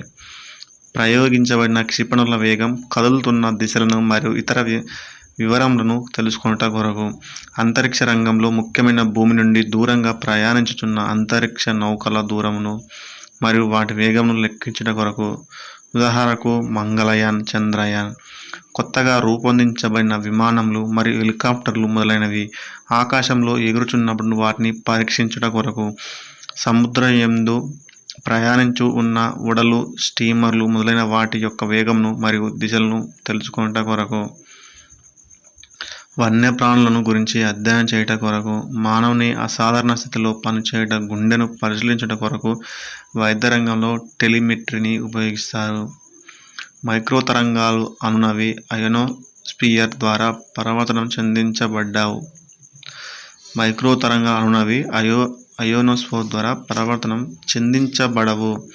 లేజర్ కిరణములు ఉత్పత్తికి సంబంధించిన సూత్రమును 1950 సంవత్సరంలో చార్లెస్ లేజర్ కిరణాలు చార్లెస్ హెర్ట్జ్టౌన్ 1950 సంవత్సరంలో ప్రతిపాదించగా, మొట్టమొదటి లేజర్ కిరణములను 1960లో థియోడోర్ మెయిమాన్ శాస్త్రవేత్త ఉత్పత్తి చేశాడు. థియోడోర్ మెయిమాన్ అను శాస్త్రవేత్త ఉత్పత్తి చేశాడు. లేజర్ కిరణములను ఘన, ద్రవ మరియు వాయువులను ఉపయోగించి ఉత్పత్తి చేయవచ్చును. ఘన పదార్థముల యందు లేజర్ కిరణములను ఘన, ద్రవ మరియు వాయువులను ఉపయోగించి ఉత్పత్తి చేయవచ్చును. ఘన పదార్థముల యందు రూబీ స్ఫటికను ఉపయోగించి లేజర్ కిరణములను ఉత్పత్తి చేస్తారు. వాయువుల యందు గల జడవాయువులుగా పిలువబడిన He అను జడవాయువులను ఉపయోగించి లేజర్ కిరణములను ఉత్పత్తి చేసిన శాస్త్రవేత్త హవిజా వ్యాన్, అమెరికా చెందిన వ్యక్తి. సాధారణంగా వాయువులో ఉపయోగించి ఉత్పత్తి చేసిన లేజర్ కిరణములు యొక్క శక్తి అనున్నది ఘన పదార్థాల నుండి ఉత్పత్తి చేసిన లేజర్ కిరణాల శక్తి కంటే ఎక్కువగా ఉంటుంది. లేజర్ కిరణాల లక్షణాలు: సంబద్ధత, ఒక పదార్థం నుండి ఉత్పత్తి చేయబడిన కంపన పరిమితి, తరంగదైర్ఘ్యం, పౌనఃపున్యం మొదలగునవి సమానంగా ఉంటాయి. ఈ ధర్మంను సంబద్ధత అని అంటారు. ఏకవర్ణీయత. ఒక పదార్థం నుండి ఉత్పత్తి చేయబడిన లేజర్ కిరణాల రంగు ఎల్లప్పుడూ ఒకే రకంగా ఉంటుంది. అందువలన ఈ ధర్మంను ఏకవర్ణీయత అని అంటారు. దిశనీయత. లేజర్ కిరణాలు ఒకే దిశలో అత్యధికమైన దూరమును ప్రయాణించగలుగుతాయి. దీన్ని దిశనీయత అని అంటారు. తీవ్రత. ఇతర కిరణాలతో పోల్చిన లేజర్ కిరణాలు అత్యధికమైన తీవ్రతను కలిగి ఉంటాయి. అనువర్తనాలు. భూమి నుండి ఇతర గ్రహాలు లేదా ఉపగ్రహాలకు మధ్య గల దూరంను ఖచ్చితంగా కొలవడానికి, భూమి చుట్టూ పరిభ్రమించుచున్న కృత్రిమ ఉపగ్రహంల యొక్క కక్షణ మరియు ఎత్తును తెలుసుకోవడానికి, భూమి యొక్క ఆత్మ భ్రమణ రేటును అంచనా వేయడానికి, అత్యంత దృఢమైన వజ్రం ఉప్పులతో పాటు లోహాలను కోయడానికి మరియు వాటిలో రంధ్రములను చేయడానికి, పుప్పొడి రేణుల కదలికలను అంచనా వేయడానికి, పదార్థం యొక్క 4వ స్థితి అయిన ప్లాస్మా స్థితిని పొందడానికి లేజర్ కిరణాలు ఉపయోగిస్తారు. ఈ పద్ధతిలో ప్రోటాన్ పుంజములు అత్యధికమైన వేగంతో ప్రయాణించు ఒకదాన్ని మరొకటి ఢీకొని కేంద్రక సంలీనంలో పాల్గొనడం వలన అధిక తీవ్రత గల కాంతి వెలువడుతుంది. దీన్ని ఆర్టిఫిషియల్ సన్ అంటారు. ఘనపదార్థంలోని అణువుల సంఖ్యను లెక్కించుటకు, వివిధ రకాల ఐసోటోపులను వేరు చేయడానికి, ఉదాహరణకి 1H1, 1H2, 1H3. వాతావరణ కాలుష్యంను అధ్యయనం చేయడం కొరకు లీడర్. లైట్ ప్లస్ రేడియో పద్ధతి. Light detection and ranging. యుద్ధ రంగం యందు శత్రువులను సంహరించుట కొరకు మరణ కిరణములు ఉపయోగిస్తారు. యుద్ధంలో ఒక లక్ష్యంను ఖచ్చితంగా గురిపెట్టుటకు బార్ కోడ్లను చదువుటకు లేజర్ కిరణములను ఉపయోగిస్తారు. ఈ బార్ కోడ్లను కనుగొన్న శాస్త్రవేత్త Norman Joseph Woodland Bernard silver. స్పష్టమైన ప్రింటింగ్ కొరకు మరియు జిరాక్స్ చేయుట కొరకు అర్ధవాహక పదార్థములైన సిలికాన్ లేదా జెర్మేనియం నుండి ఉత్పత్తి చేసిన లేజర్ కిరణాలను ఉపయోగిస్తారు.